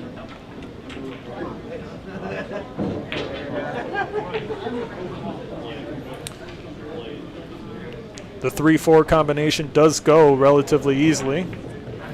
The 2-ball is at a thin enough cut where this cue ball is likely to end up with a shot on the 3, but potting the 2-ball is difficult enough.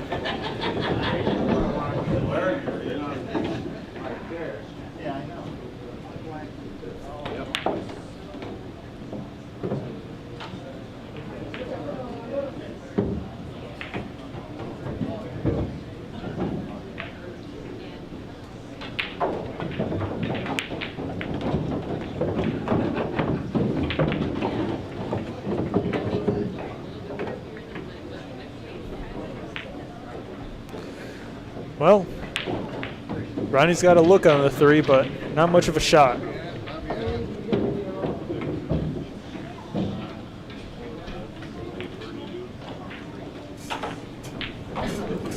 And I will be right back.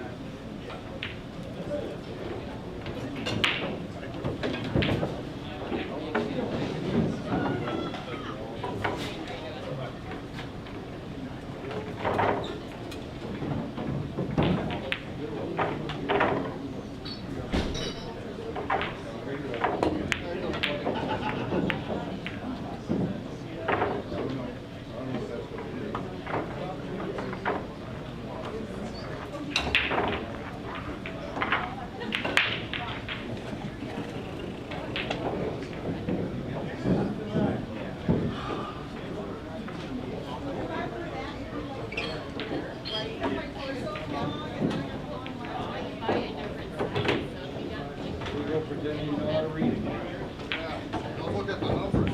I can count 1, 2, 5.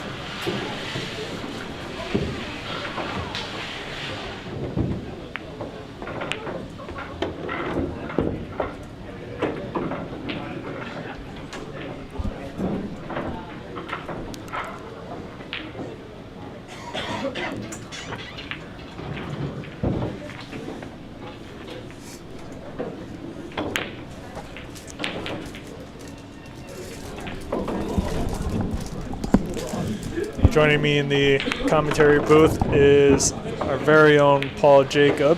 Hey everybody, I notice Mike has the camera on, so no more slacking in the commentary booth. Huh? I know, right? I mean, I've been MIA, but Ron CASANZIO has a significant lead over Dan Sharlow right now, and it's looking like it's going to be 10-2 Yeah, shortly. it certainly looks like that. How's Dan been playing? I mean, not good is the answer, but I can imagine Ron is playing like Ronnie! Ooh. Ronnie chokes! That's so crazy. Wow. What a choke Hopefully I'm not the bad luck here by for the Ron. champ.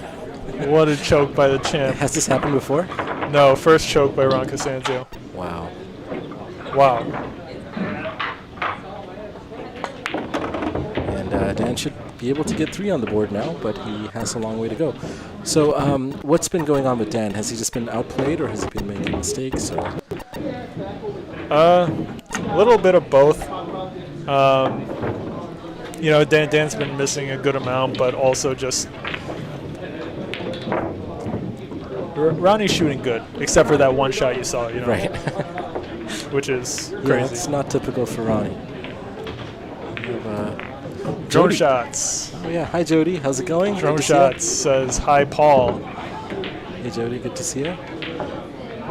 See you in the chat. Yeah, and Drone Shots asks, Ron CASANZIO chokes on the 9-ball, but do you think it's really going to matter? Well, unless Dan really shows up, it's not. But you know, these kind of things can be pivotal at a high level. Dan is a great player. If he gets some momentum going, if he wins 1 or 2 frames here, he can certainly get a confidence boost. True. What's with the number 1, number 2, and number 3 top fan stuff jumping around? I don't know. So I didn't do anything to activate that. It just kind of showed up on its own. So Jody apparently just went from number 2 top fan to the number 1 top fan. Maybe Tom Kosha closed it out. Yeah, Tom Kosha. I don't know. It might be about regularity of posting in the chat. Could be. That was a good break by Dan. Look at the 1 and the 3. Both of them are practically in the pocket. Yeah, Dan needs to run this out, and 3 to the 6 is it's doable. problematic. Yeah. Yeah, I mean the 3 being right in that corner pocket makes it easy. Yeah, it's a wide open layout. This The only slightly challenging shot is 3 to the 6 because of the 8-ball. But This shouldn't is be too much of a that problem. possible momentum shift you were talking about. If Dan can break and run this one, and that'll be really good for his psyche. So, By the way, it is your birthday today. it's my birthday today. To everyone in the live chat and all of our live viewers, Paul Jacobs' birthday is today. That's right, July 7th, 7/7. That's awesome. Very lucky. How old are you? I am 32 today. It's pretty old, guys. I'm an old man. What do you think? I was born on the 7th day of the 7th month of the 7th year before 2000.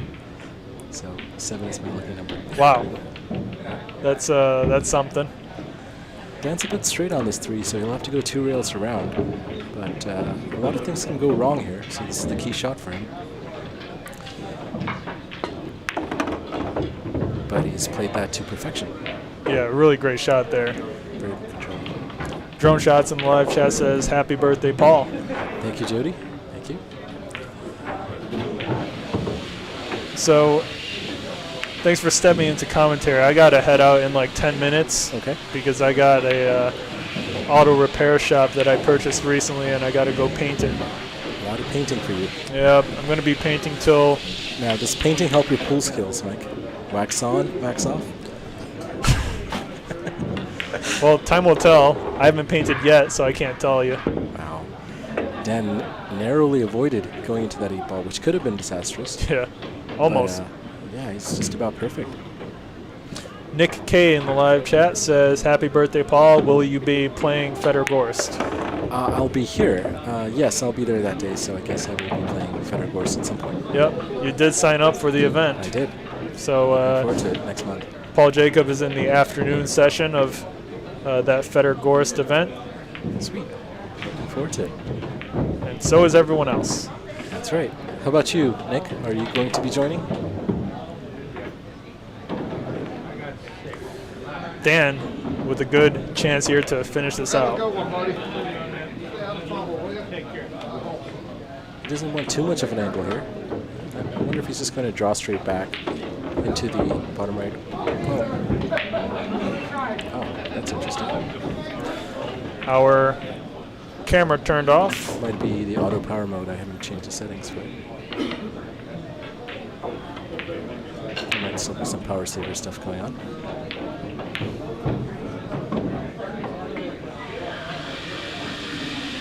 And it powered off again.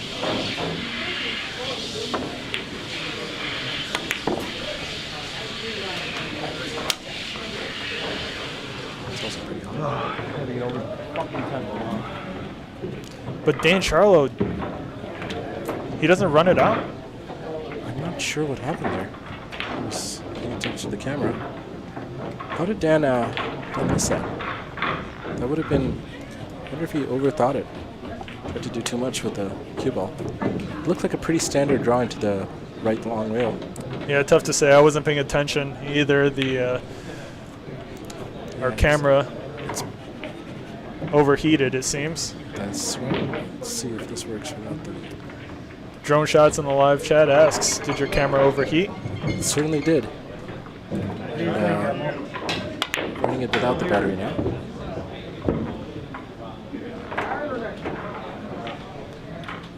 And we're back. We're back. But is that Ronnie shooting? It is Ronnie shooting. Wow, what a steal. That should have been Dan's game. 100% should have been Dan's game right there. Now it's not looking good for Dan, because if he can't run that out, that's not going to do well for his confidence. But now Ron is up 7 games. Yeah, real tough. Yeah. Nearly impossible, I'd say. Against Ron? Yeah. Yeah. Slim chances. Yeah, thanks for coming to Clutch. Live chat here. I'm making Paul Jacob do work on his birthday. I kind of feel bad, but it is what it is. Yeah. You could consider pool work too, so I think commentating is a little easier than playing. Rob Morley in the live chat asks, how many shots is Paul Jacob doing today? Happy birthday, man. I am doing Hey, you want to do one shot with me in here for your birthday? One shot. Delmore 15. shot? Yeah, shot at Delmore 15. Shoot it? Sure. Yeah, let's go. Let's go. Oh my. Rob Morley, getting me in trouble. Thank you, Rob. Thanks for the birthday wishes.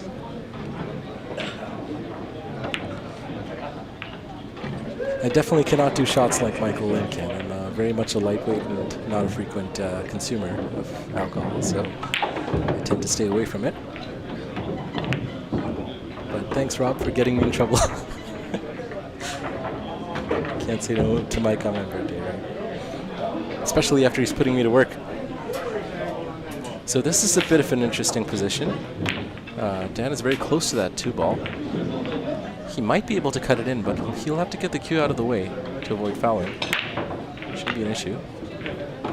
But he calls a foul on himself and knocks the cue ball off the table. Always risky, those kind of shots.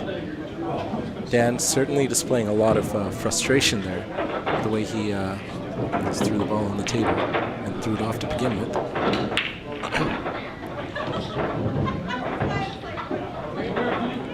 Yeah, very touchy, those shots with that when they're that close. It's very difficult to not foul. We're doing this on camera. Consumption of alcohol is injurious to your health. Should do like a disclaimer. Alcohol helps kill the bacteria in your body. That's true. Especially Dalmore 15, right? Yep. That's the good stuff. It is. All right. Here we go. All right, cheers, Mike. The good stuff. Good stuff. Happy birthday. Thank you, sir. Shout out to Paul's girl. Oh. Yeah, that is smooth. I've never taken a shot of good whiskey.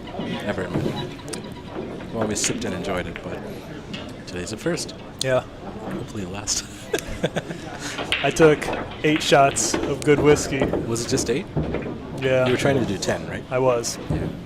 Pussied out. And you were totally fine the next day? No hangover, nothing? No, nothing. Wow. Morley with the smiley face there. Oh, also, we went out for dinner today. We did. For Paul's birthday. Had some really good Asian food, and great Chinese food, yeah. Paul got me a fortune cookie.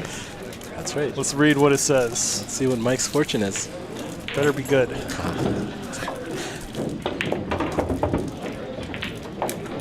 Nice position there. Yeah, great. Force follow with running on bush to get on 8-ball. I actually never eat the cookie. I only read the paper. Well, you only get the fortune if you eat the cookie. No. See, Well, I got the fortune, I didn't eat the cookie. But the fortune only counts if you eat the cookie. I don't know about that. What a shame. What does it say? Let me see. No, this is actually great. Okay. Are you ready? All right, you ready? I'm ready. My fortune is... Nice lead by Ronnie. My fortune is your financial situation will be secure and stable. That doesn't seem like it's anything new, right? But that's awesome. I hope that comes true, and hope that comes true for... I mean, that's not really a fortune. It's more of just a statement of fact. That's right. Well, it's good that it'll stay that way, so that's great. That's good news. Better than that than the other thing. That's so funny that it says that. And for proof, Mike is... Oh, it's mirrored. But I guess... It's okay. On the other side, you can learn Chinese. You can learn how to say spring roll. And can you say it in Chinese? You ready? Yes. It's twin juan. Twin Dren. Twin juan. All right. You have to say repeat after me. Twin Twin juan. Dren. But it's like you got to go down and up. Twin. No, just with juan. Twin Juan.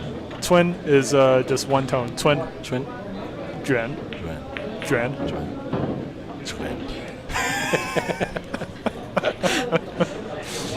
Well, it's okay. Michael Lin is fake Chinese, so That's right. it's not like we can trust him anyway. Fake Chinese. Fake Chinese. What is that? Japanese? Just fake.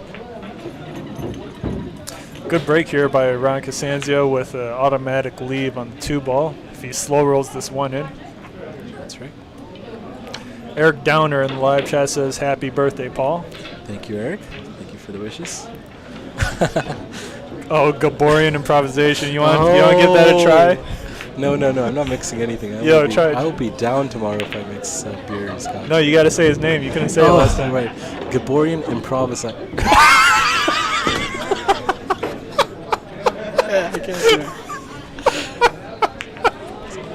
Improvisation, right? No, you gotta do the whole thing. Okay. Gaborian improvisation. Wow. Wow. He wants me to drink the Backwoods Bastard, which is a beer that you and I. Yo, tried a while last ago. time Paul Jacob had the hardest time pronouncing Gaborian's name. Wasn't Gaborian the guy who we thought was a bot? Was he? No. He is a bot. He's a bot. I mean, look, the guy's just saying LOL. Yeah. Bot confirmed. Bot confirmed. Backwoods Bastard promoting bot.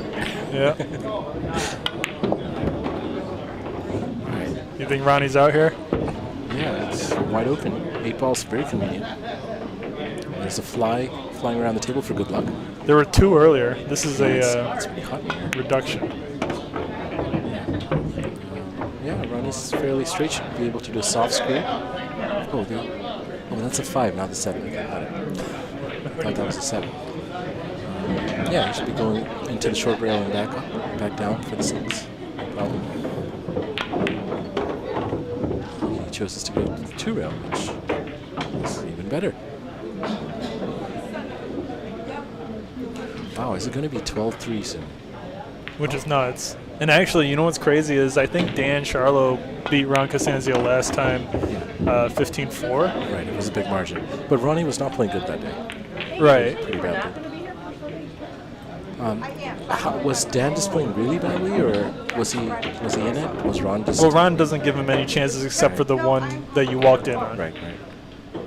And what about break and runs? Have we been seeing a lot of those? No, not many. The previous rack, Dan had a good chance for one. Yeah, Dan should have ran that, no problem. For 12-3, Ronnie does it. Wow. Well done. Wait, this was not a break and run, was it? It could have been, right? Did Dan shoot? Was this the one Dan gave ball in hand? No, that was a previous frame, right? I don't know. Did Dan shoot, guys? Yeah. There was one recent frame where Dan tried to do a thin cut on the 2 ball but scratched and gave ball in hand. I don't know if that was this rack or the one before. No, this was a break and run. I think this was a break and run. Ronnie broke this one. That's awesome. Yeah. You know what's crazy? Is you know the guy I had dinner with on Saturday? Yeah. He signed up to play Feder. Oh, shit, he's coming here. Yeah. Wow. What's his name? Adam. Dude, Adam, it's crazy. Does he play pool? No. So he doesn't play pool at all? He said he's going to play with Feder and just bring his own photographer. Oh, nice. Yeah. Does he follow pool? Is he into pool? No. Okay. All right. Well, you're bringing all the clientele in. It's crazy. It's crazy, yeah. Yeah, he's going to have his own private thing, one-on-one. Wow, okay. Nice. Does he have a pool table? Has he? Probably. Has He's got a giant house. You got to put a pool table somewhere. That's true. What are you going to do with all that space? With all that space inside that trunk. You know about that. What is it? We got Quantum Qist, also known as Robert Zupriniak in the live chat. Says, happy birthday, Paul. Thanks, Robert. Thank you, Robert. Robert, I know you were here yesterday. Sorry I couldn't catch you. Yeah, Robert was here Sunday, but I was busy working in the auto repair shop. But I got to go back tonight. I'm going to be leaving in the next couple minutes. But Robert, we'll hang out soon. Oh, well, actually, maybe not. I got to going to Nashville on Wednesday, and I'll be back Sunday. And then Robert sent you a heart. So thank you, Robert. Yep. All right, Paul. I gotta head out. All right, Mike. You gotta eat that fortune cookie, though. I can't. Okay, I'm gonna eat it then. maybe I'll get your fortune then. I hope you do. And ball in hand for Ronnie. That's not good. That's not good. Although the 3 is tricky, he may just settle for the combination. It's relatively easy. All right, guys. I hope you enjoyed my live commentary, but I'm sure you'll enjoy Paul's much better. I'm going to be heading out soon. Wax on, wax off time. Huh? That's right. And I hope you guys enjoy the rest of this match. All right. All right, man. Have fun painting, Mike. Yep. Looking forward to seeing the auto shop soon. Thanks, man. Bring all your broken cars to my future auto repair shop.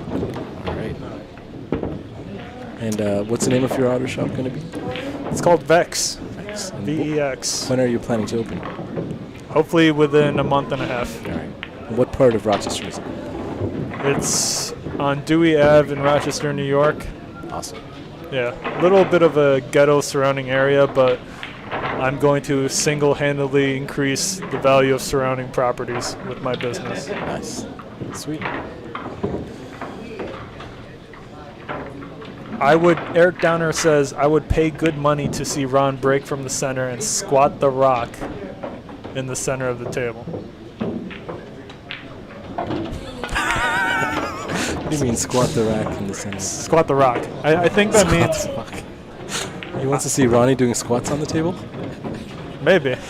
Okay. Ronnie looks like he could bang out a couple. Yeah, Ronnie can do the squats. I can see Ronnie with like little 5-pound weights walking, speed walking in the morning. Yeah. Not bad. All right, man, I'm out.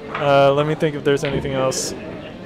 I think Justin Nilsson's going to come in and out with you on the commentary. All right, we'll see you guys next time. Enjoy the rest of the match.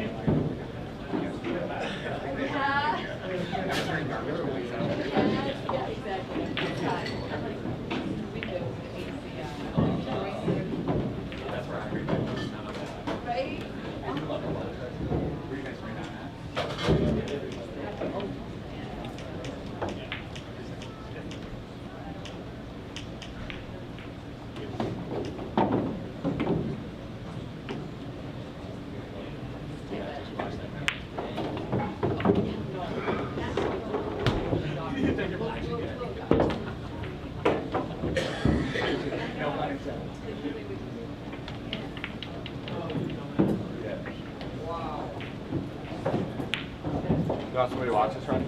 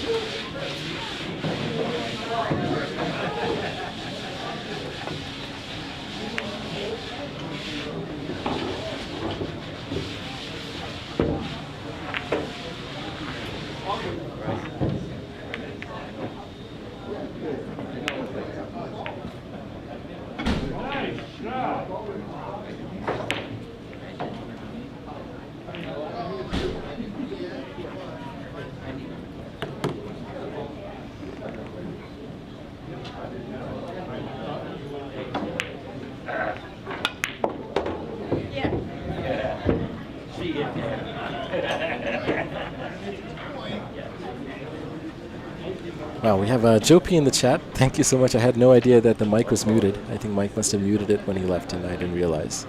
But thank you. I've just been talking to myself for the last couple of minutes. But thank you, Joe. The mic should be back on right now. Thank you for catching that. I choose to blame the Dalmore 15 for my incompetence. That's okay. Wow. Ron CASANZIO almost gets that breakout on the 910. But what kind of angle does he have here? He's relatively straight on the 8 ball. he could cheat the pocket just a little bit, but it doesn't look like he's got the right angle to cheat the pocket towards the inside to generate the angle to stun into the 10. So let's see what Ron CASANZIO chooses to do here. He might just try to play a safety on the 9, which is not easy. Or he could try to force follow with the top left to go into the cluster off the left long rail. But no, Ron CASANZIO just chooses to line up the cue ball to play a safety here.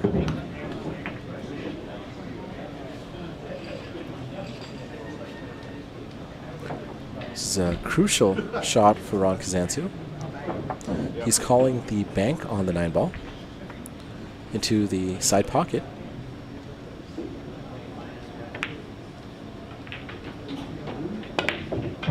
And wow, what a shot by Ron CASANZIO with perfect shape. Wow, that was really good. Amazing shot by Ron CASANZIO. And the score is now 13-4. But let's look at that replay of that beautiful shot on the 9 ball. That was just beautiful. So the score is now 13-4. And with a wonderful shot on the 9 ball, a bank shot, while it was almost frozen to the 10, Ron CASANZIO gets perfect on the 10. Let's look at that again.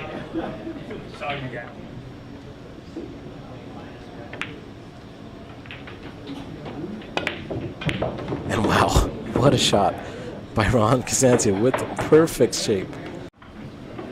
Wow, that was an incredible shot by Ron CASANZIO. Great bank. Great position on getting there. So Ron CASANZIO is a single frame away from being on the hill here.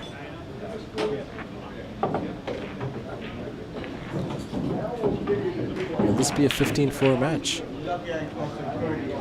Similar to the last game between these two players.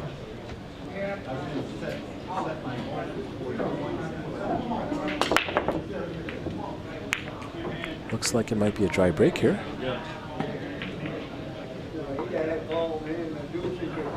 We have Cardiac Kid in the chat saying, wonder how anyone can bet on Dan with Ronnie with an 80-point Fargo favorite.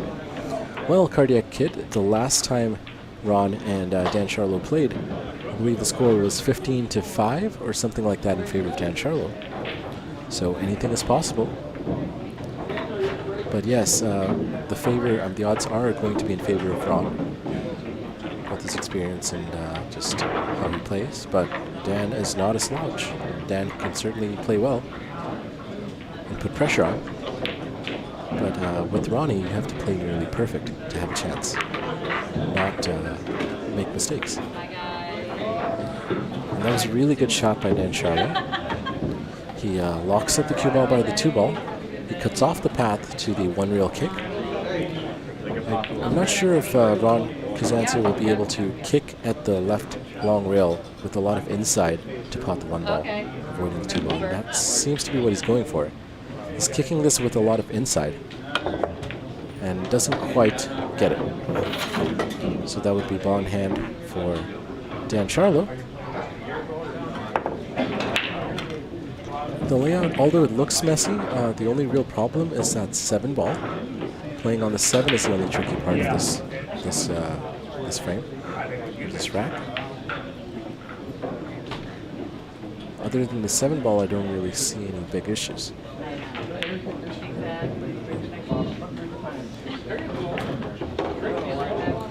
And over here, I wonder if Dan will.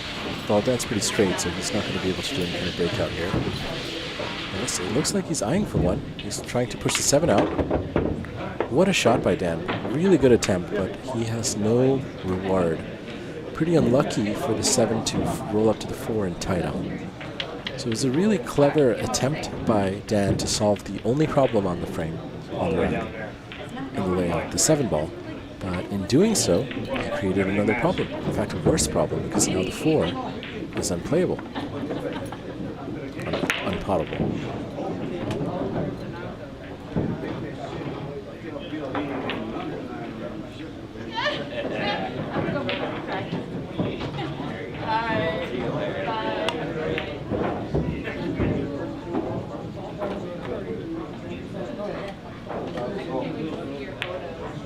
Good safety by Dan here, but this one I don't think Ron will have any trouble kicking out of the safety. The question is, can he kick into a good safety of his own? Making contact with the 3 is not too difficult here. The one railer is wide open, but Ronnie misses, and now is on 2 foul. Wow.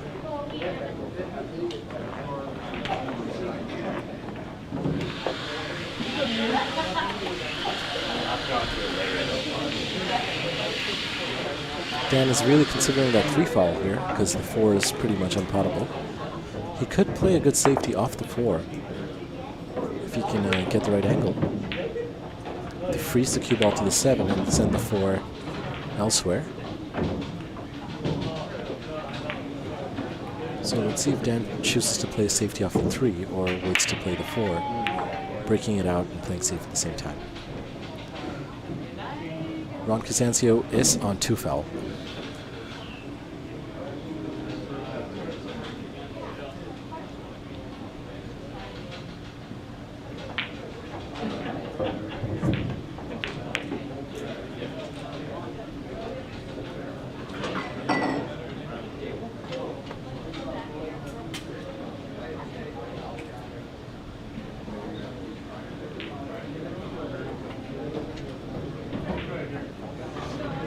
Percent of the poll is in favor of Ron, who's only 1 game away from being on the hill, while Dan has a seemingly insurmountable challenge ahead of him if he wants to put pressure on Ronnie. And that was a pretty good save. Good save by Dan Sharlow. Ronnie is on 2 foul, so if he misses, this will be an automatic win for Dan. The 1 railer again is available. It's a high pressure shot. He should be able to avoid the 5 ball no problem. And Ronnie is eyeing the angle. So Ronnie should be able to make contact with the 3. If he does not, he will lose a frame. Can Ronnie make this kick? Or will Dan successfully 3 foul him to bring the score up to 5-13? High pressure shot for Ron CASANZIO. And it is a loss of frame. Well done to Dan Sharlow for 3 fouling the champ, Ron CASANZIO. Score is now 5-13. Dan still hanging in there by a thread. Ron CASANZIO only 2 games away from keeping his title as the champ of Rochester.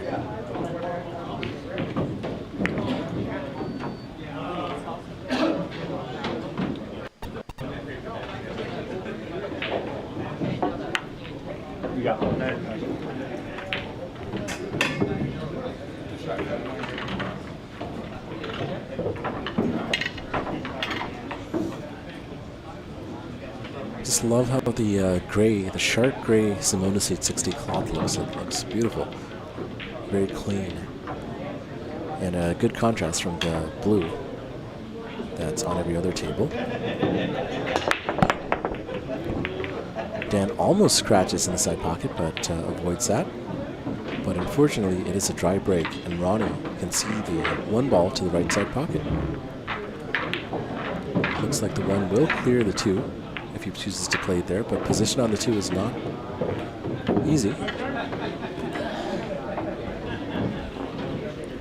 Ronnie's pretty close to the rail, so he'll have to stun into the top short rail. Ronnie getting a little sharked by people close to the table. Let's see if Ronnie chooses to play safe or pot the 1 ball in the right side pocket with a good amount of stun to bring the cue ball into the short rail on the top of the table and back down for the 2. Aside from this first shot, everything else looks wide open.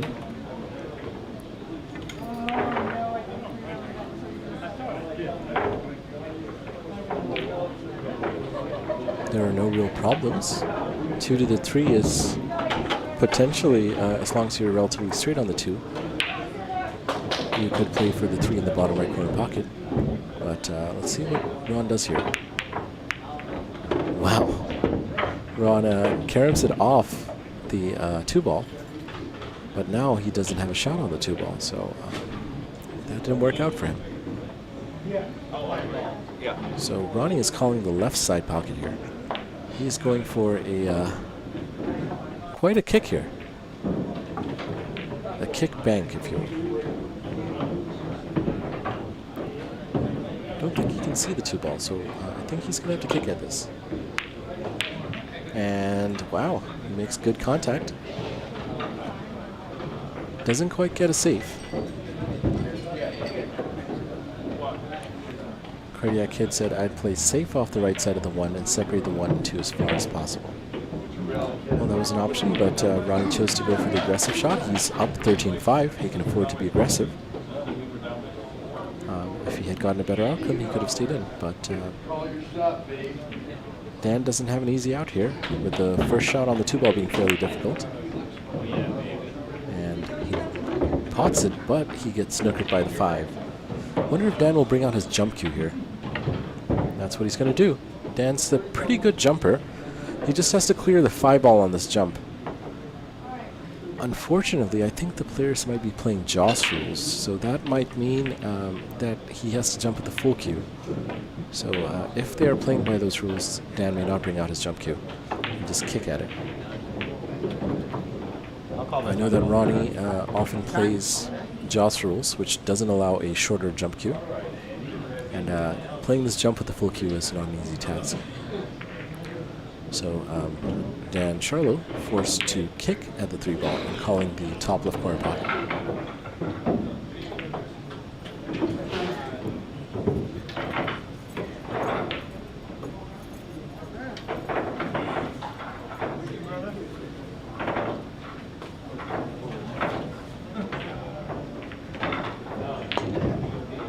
But this time it's Dan Sharlow who fails to make contact with the 3-ball and leaves a wide open layout for Ron CASANZIO. 3 to the 4 connected. 6 is practically over the pocket, and there are 0 problems. I would be surprised if Ron CASANZIO does not run this out. Dan, very frustrated with himself there. This is just about as open a layout as Ron could ask for. 3 is the only problem ball, but he's got ball in hand on it, so it's not a problem anymore. Ron perhaps with a bit more angle than he would have preferred here to get on the 5. But I think Ron should be able to hold. I wonder if he'll choose to go into the 10 ball here to hold for the 5.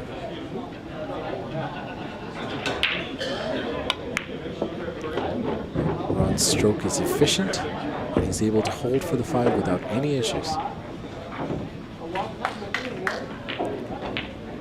Ron is a bit straight on the 5, so he'll have to screw back to play the 6 into the left side pocket, which he does very nicely. And at this point, position on the 7 is automatic. The 9 is practically over the right side pocket, and it's just a formality, it seems like. The score is likely to be 14-5, unless Ronnie chokes, which he has done a little bit more than I'm used to seeing from him in the last couple of frames. Look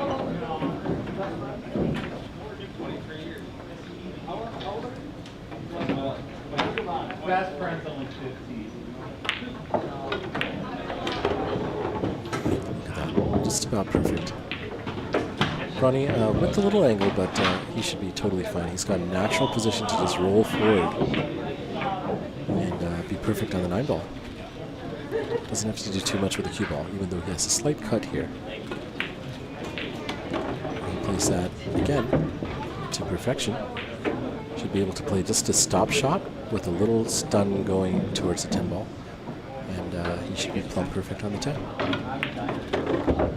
And just as predicted, it looks like Ronnie is out.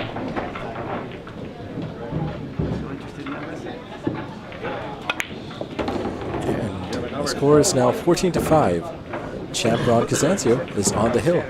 Just 1 frame away from victory here in this race to 15. Dan Sharlow with only 5 games on scoreboard has a mountain to climb, and his chances are not looking very good, but can he hang in? and stay in this for as long as he can. I don't think Dan will give up yet. Dan will fight till the very end.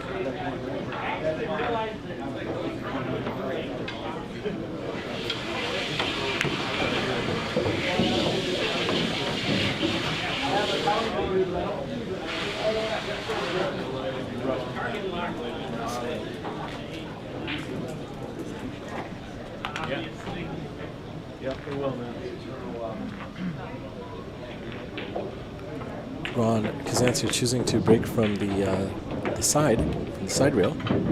Let's do it. So changing up his break a little bit.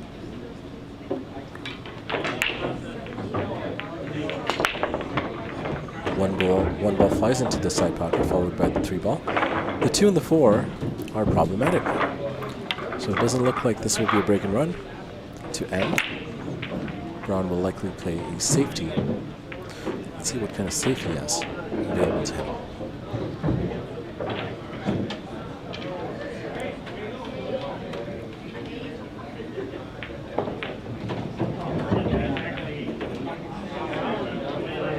Andy Swinger in the background there. Slightly impeding Ron's. No, that's not a very good safety, and it's a great chance for Dan Sharlow.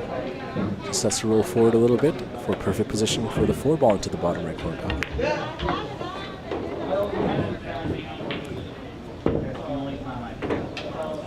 Dan is just about perfect on the 4. Should be able to stun into the right long rail to get on the 5.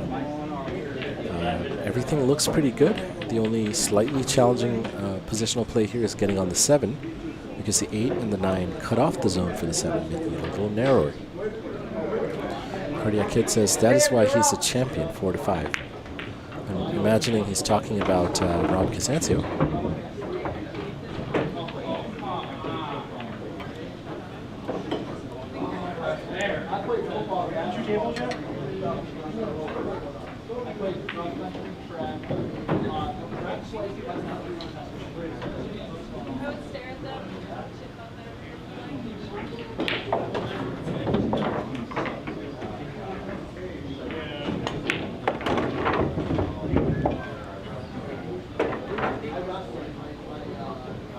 Dan's done a good job of leaving himself an angle on the 6. He should be able to screw back in between the 7 and the 8 to play the 7 in the bottom left corner pocket here. So just a little bit of draw. He might even choose to go into the 8 slightly, but he has to avoid getting snookered by the 8 here. Dan chooses to play for the short side of the 7, which is a slightly harder shot, but quite natural position on the 8 ball here. He can just play this with top and have the cue ball roll towards the center of the table and be perfect on the 8 ball. So not a bad shot, but a slightly tougher cut here on the 7. And he's played it perfectly.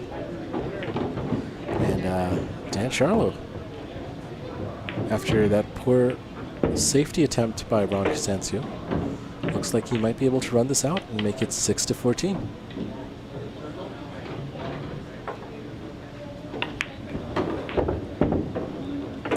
Here, I think Dan will just roll forward to play the 10 ball into the right side pocket.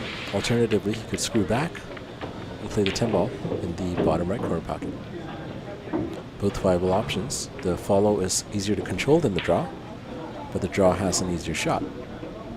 But he's playing with bottom, so he's going to play the 10 in the bottom right corner pocket. And he controls that with no problems.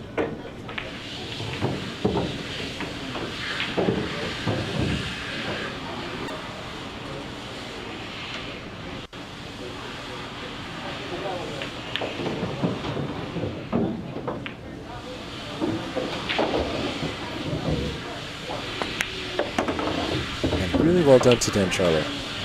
He is in sudden death mode and did a really good job of running out that 8 ball run. So the score is 6 to 14. Dan Sharlow is still in this game, barely. He just needs to win the next 9 in a row. I was golfing this little stupid thing. And that is not an easy task against the champ Ron CASANZIO. Nice shotgun on that 7. Steven, this is out of the CASANZIO. Dan having a small conversation with some fans there who were appreciating some of his shots. I think someone was congratulating him for that shot on the 7 ball that cut into the top left corner pocket, which was a good shot. Very natural cue ball position to get on the 8 ball there. So Dan did a good choice playing for the short side of the 7 there. I personally might have tried to play on the 7 to the bottom left corner pocket, but that was probably much harder to execute. So Dan making some really good selection there. And this time, it's a really good break. Wow. Oh my. That is quite a break. What a break by Dan Sharlow. Pots 4 balls on the break. Is perfect on the 4. And this could be a break and run. He'll have to go into the right long rail and back down to play the 6 into the right side pocket. Otherwise, he can try to play a 6-10 combo, but Dan should play the 6 into the side. He bumps into it, but 6 in the corner now is an option.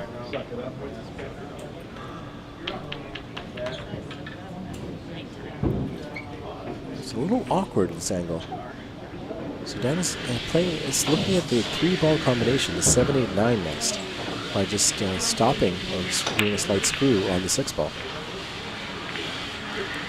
That's a tricky one because you never know what's going to happen with the 7 and the 8 after such a combination. Can you have a shot on the 7 after that combination? I wonder if it's just a better idea for Dan to try to play the 6 ball in the right side pocket here. Again, hard to control, but you might be able to play for the 7 in the bottom left or the top left with that angle. But Dan looks like he's eyeing the 6-8-9 combination. He's not going for the side pocket cut. He's going for the top right corner pocket with screw to play the 7-8-9 combination next.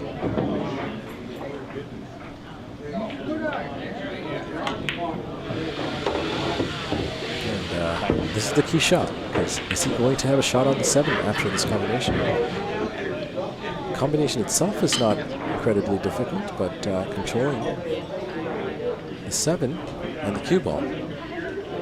Is the 8 going to get in the way of the 7? This is the key shot. And it's worked out pretty well for Dan. Dan has a bit of a back shot for the 7 ball into the top left corner pocket, but 8 ball is practically over the side pocket, so position is not a problem. Dan just needs to execute a good shot here. Smooth stroke, good pot, and he's got it. And Dan Sharlow likely to bring this to 7-14 with a break and run. After a really good break, potting 4 balls on the break. Dan has a very natural shape with top, maybe a touch of top left. And he's just about almost perfect on the 10. Overrolls it a slight amount, but still has a 10 ball into the bottom right corner pocket. Can Dan Sharlow break and run to bring the score up 7-14?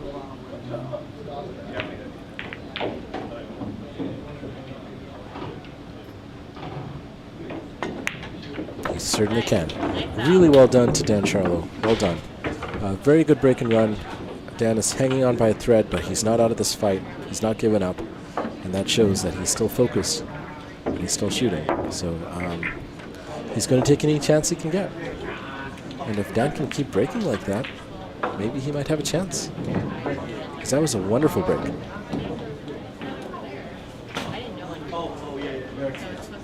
It will all come down to the break. This kind of a scenario. Ron CASANZIO just 1 frame away from victory. Dan has to win the next 8. Tall order, but Dan's playing well. How long can Dan stay in this?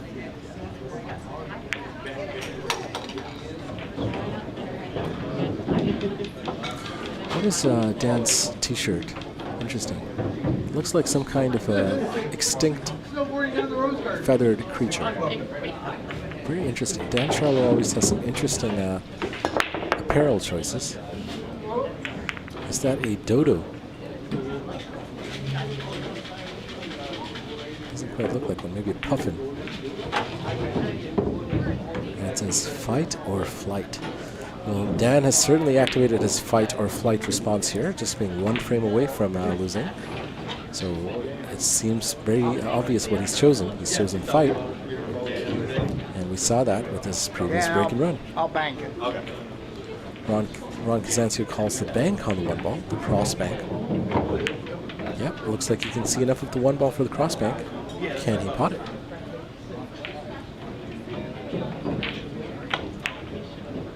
Close, but no cigar.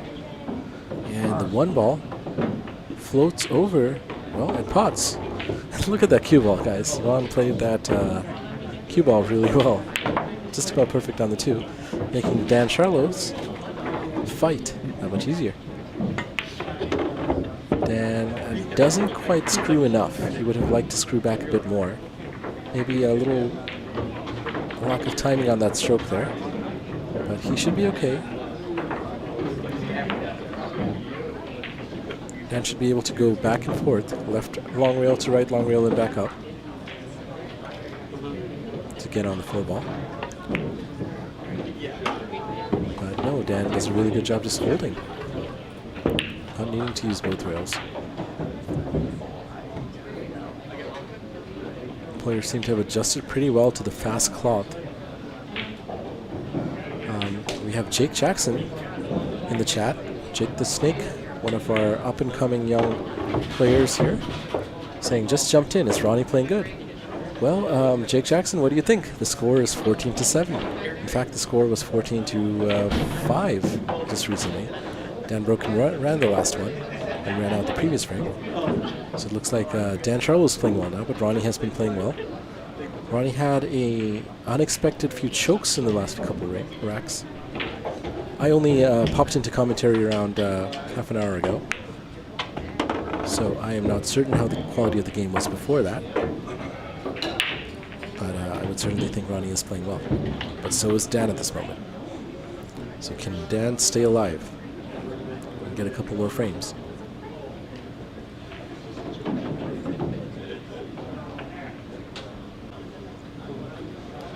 Dan has got nothing to lose. He's in this till the very end, and he's giving it all the fight he's gotten.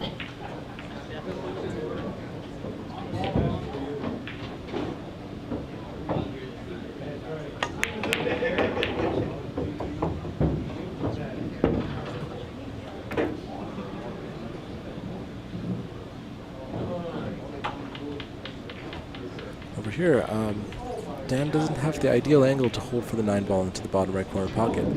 So let's see if Dan chooses to go 2 rails here, back between the long rails. Try to contact the cue ball by the 3rd diamond on the right long rail, come back to the left long rail and back down. So back and forth type of positional shot between the left and right long rail needed here.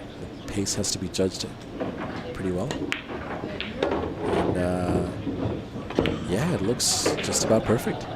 Beautiful shot by Dan Sharlow. Very well done. Beautiful shot. Very, very good judgment of the pace for that back and forth positional shot. And even though Dan is slightly on the wrong side of the 9 and the cue ball will get a little closer to the rail here, that should be okay as long as Dan keeps the cue ball relatively straight on the 10. Just a stop shot here. Cue ball will be close to the rail, but that should be okay. And Dan does a good job keeping some distance from the rail here. And wow. Dan's about to run out another one.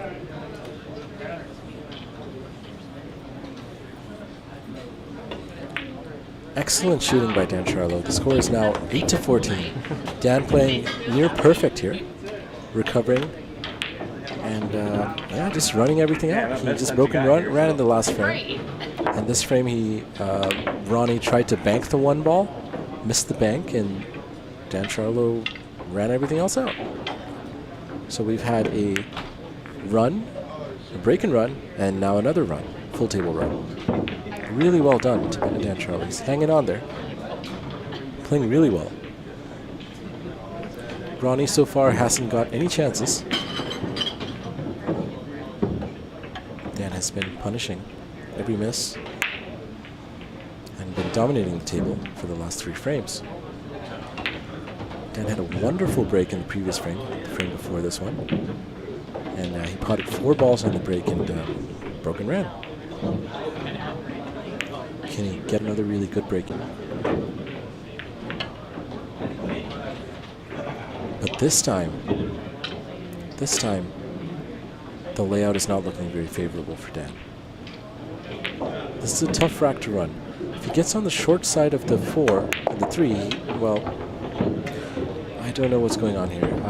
Dan, I'm not sure what Dan played for there. He'll have to play a safety here because I don't think he has a shot. I don't think the 3 banks into the side pocket by the 6. So safety is probably what he's going to do, get the cue ball behind the 4 ball. Doesn't quite get the safety. There's some applause in the background. It might be unrelated to this match. Ron CASANZIO has to stretch over the table.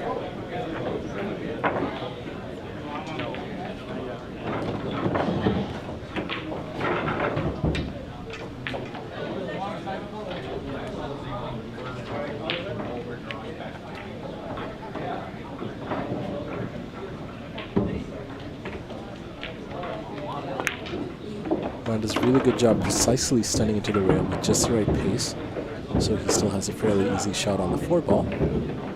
Should be able to do a similar shot right now to play the 5 ball into the bottom right corner pocket, just stunning into the rail, keeping that pace off the stun precise. And that's just about perfect. Ron CASANZIO should be able to screw back to get on the top half of the table to play the 6 ball. And wow, I don't want to say it so early, but this could be it. This could be it. This is the key shot. Ron has to pot the 5 and screw back to get on the 6, and everything else is wide open. And Ron plays it perfectly. Guys, it looks like this might be the end for Dan Sharlow, who put up quite a fight. I don't know if he's going to get another chance to come to the table today in this match.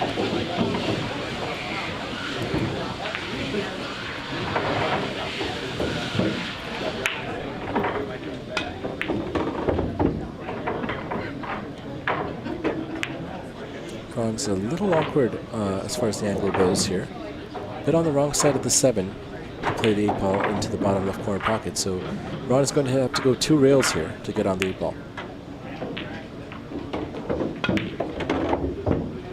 Or 3 rails. Beautifully played. That is a Ron CASANZIO special. That's what he does so well. And we have our other Indian friend, Rohit Agrawal. It's out saying ding ding ding, game over. And Ro, you might be right. Again, we will see a 2 rail positional shot here. Played to perfection. Another Ron CASANZIO special. Knows how to use the rails, knows how to move that cue ball around perfectly, finding the right line. And as Rohit Agrawal said, is it ding ding ding, game over for Dan Sharlow, who played an impressive last 3 frames. Breaking and then running out the whole rack twice. But that's not enough against Ron CASANZIO when he's up on the hill and you're trailing 7 games.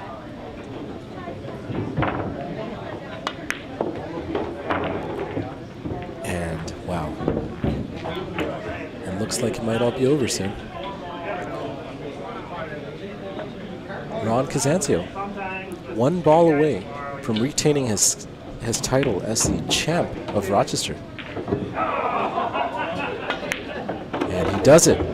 Really well done to Ron CASANZIO. Well done to Dan. I'm going to get Ron in here for a post-match interview, so stay tuned. We'll be right back. Honestly, I really didn't play that bad. You just got, you had to break, and I kicked like 5 times in a row in the middle of the set. And then I missed that one left-handed shot. Yeah. To get to 5-3. That was huge. I missed some weird shots still. really good ending though. You had like Dude, it's so fucking hot here. It's like hard to play. I missed the left-handed shot. Like you fucking suck. I only came inside the last half of the game. Yeah, no, it was alright. Tough playing out there really well. Fucking weekend. I haven't hit a ball in fucking 4 days. That was fun. You want to come in for an interview? What's that? You want to come in for an interview? Yeah, okay. Hey. I should have been better. By left-handed shot.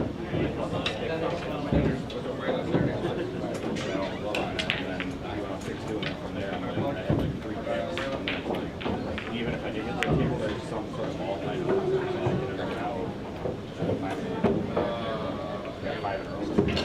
You're starting to have a nice comeback.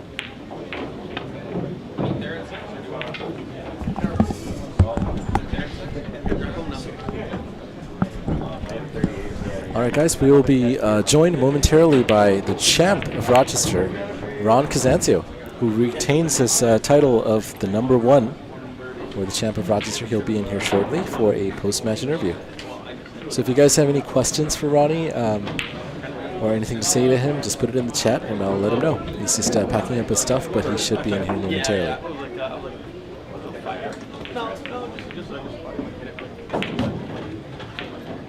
Trying to get him kind of a little bit higher, where the landing spot was, and it just like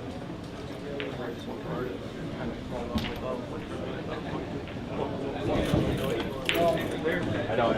She goes, she has no clue. If you're white, she was like kept looking at me, and I'm like, you can't play spaces. and then she's like, what are you doing here? One time, I should go. All right, we have the champ, CASANZIO, in the commentary booth. Yeah, it's the other way. The mic goes in the front. Okay, I can hear you now. Awesome. Well, CASANZIO, Ronnie, congratulations. That was quite a definitive victory. Well done. How do you feel? Not too bad. I mean, he was coming back. It's a good thing I was on 14. Right. The last 3 frames from him were pretty good. He ran out. He was starting to get going. Right. But then when you're on the hill against you, I don't think that's enough. enough. Such a big lead. It's kind of tough, you know. Right. I missed the first half of the game. How do you think it went? How did it start out? Did Dan play well? Did you play well? I don't think he played well early. I was just getting like 2-3 game lead and just trying to maintain it. Okay. I wasn't running out from the beginning, you know, just the way the balls are sitting sometimes. Okay.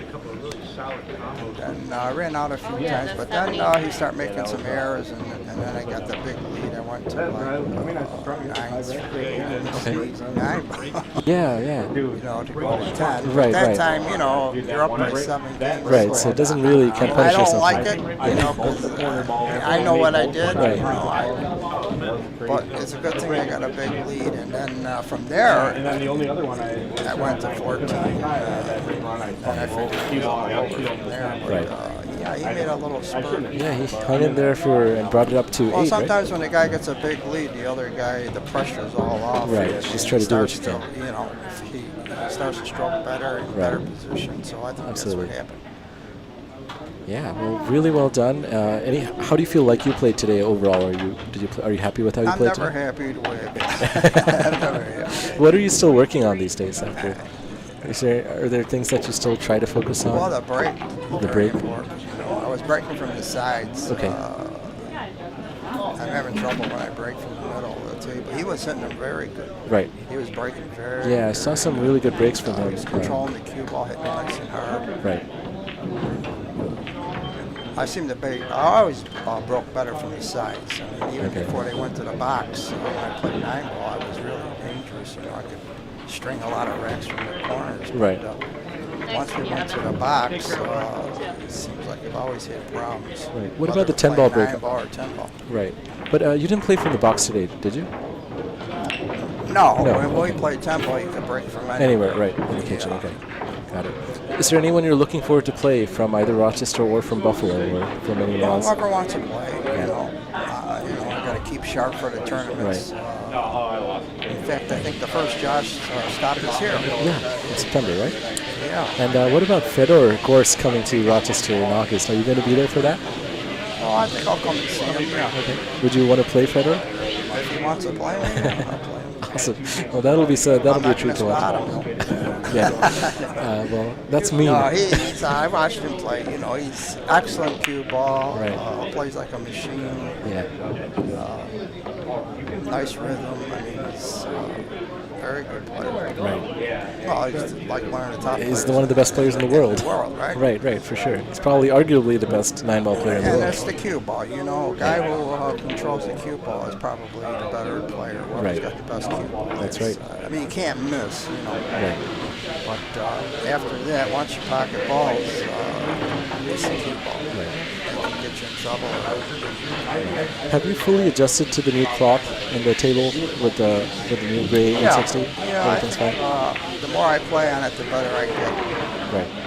It's not so much the clock, but it's the I'm not used to those object balls. Oh, the black, the Aramid black set, right? Do they feel different? They play a little different. Yeah, I don't know if it's the cue ball, but the ball seems to go through the ball a little bit more. Okay. You think it's going to come off, but it goes through. It goes through more. But you get used to it, so. Right. They are apparently one of the best sets you can buy today with money. They're very precise, and they're Aramid stopper windups. They're nice balls. I'm sure they're fairly. Getting used to. Yeah. Cue ball's okay. Yeah. And how about the Tuesday night leagues? Have you been enjoying them? I know you couldn't make the last one, but we have the league night tomorrow, which will be fun. I'll be here. Yeah, I enjoy that. That's something different. Yeah, you're playing with a. Watch my teammates and see how they improve. Hopefully we will. I'm looking for improvement, but week by week, and that's cool. You know, you should, if you continue to play a lot, you should show some improvement. That's right. And, hopefully you'll see that from your teammates. It's all about working on your game. If you want to win. If you don't want to win, then you don't work on it. Of course. Well, Ronnie, congratulations again. We look forward to more matches from you. I'm sure. All right. What about Sean? I'm sure Sean will play you soon. From Buffalo wants to come and play, I'll play. Right. So right now the ranking is you first, then Sean, Dan, and Case. I haven't seen Case in a long time. No, I just played him recently. Oh, you did? He wanted to play 9-ball. Normally I don't play 9-ball, but I gave in to him. Okay. And he played well. And I was very lucky to split with him. Okay. In fact, he had me, I forgot what the score was, 8-3 or something, 1-11, and I won. Wow. Well, he shot well. And, he's a good player. Yeah, Case is certainly fun to watch and very enjoyable. His stroke is very powerful. Oh, he's got a great an amazing stroke. Great shot maker. Right. It's that snooker background probably, right? Cue ball probably. Yeah. I think it's why I could probably be the favorite over him. But other than that, he plays great. Oh, thank you. All right, Dan, congrats again. Of course. All right. It is. Thank you, Dan. We'll see you at the next All right. round. We'll see you tomorrow. Ronnie, congrats again. All and right, thank you. Of course, congrats. All right, guys, thanks for tuning in. That was Ron CASANZIO, who retains his title. And with that, we'll be ending the stream today. Thank you guys for watching, and we'll see you in the next one. Stay tuned. Make sure you turn on the notifications icon for notifications whenever Billiard Breakdown goes live. All right, guys, have a good night.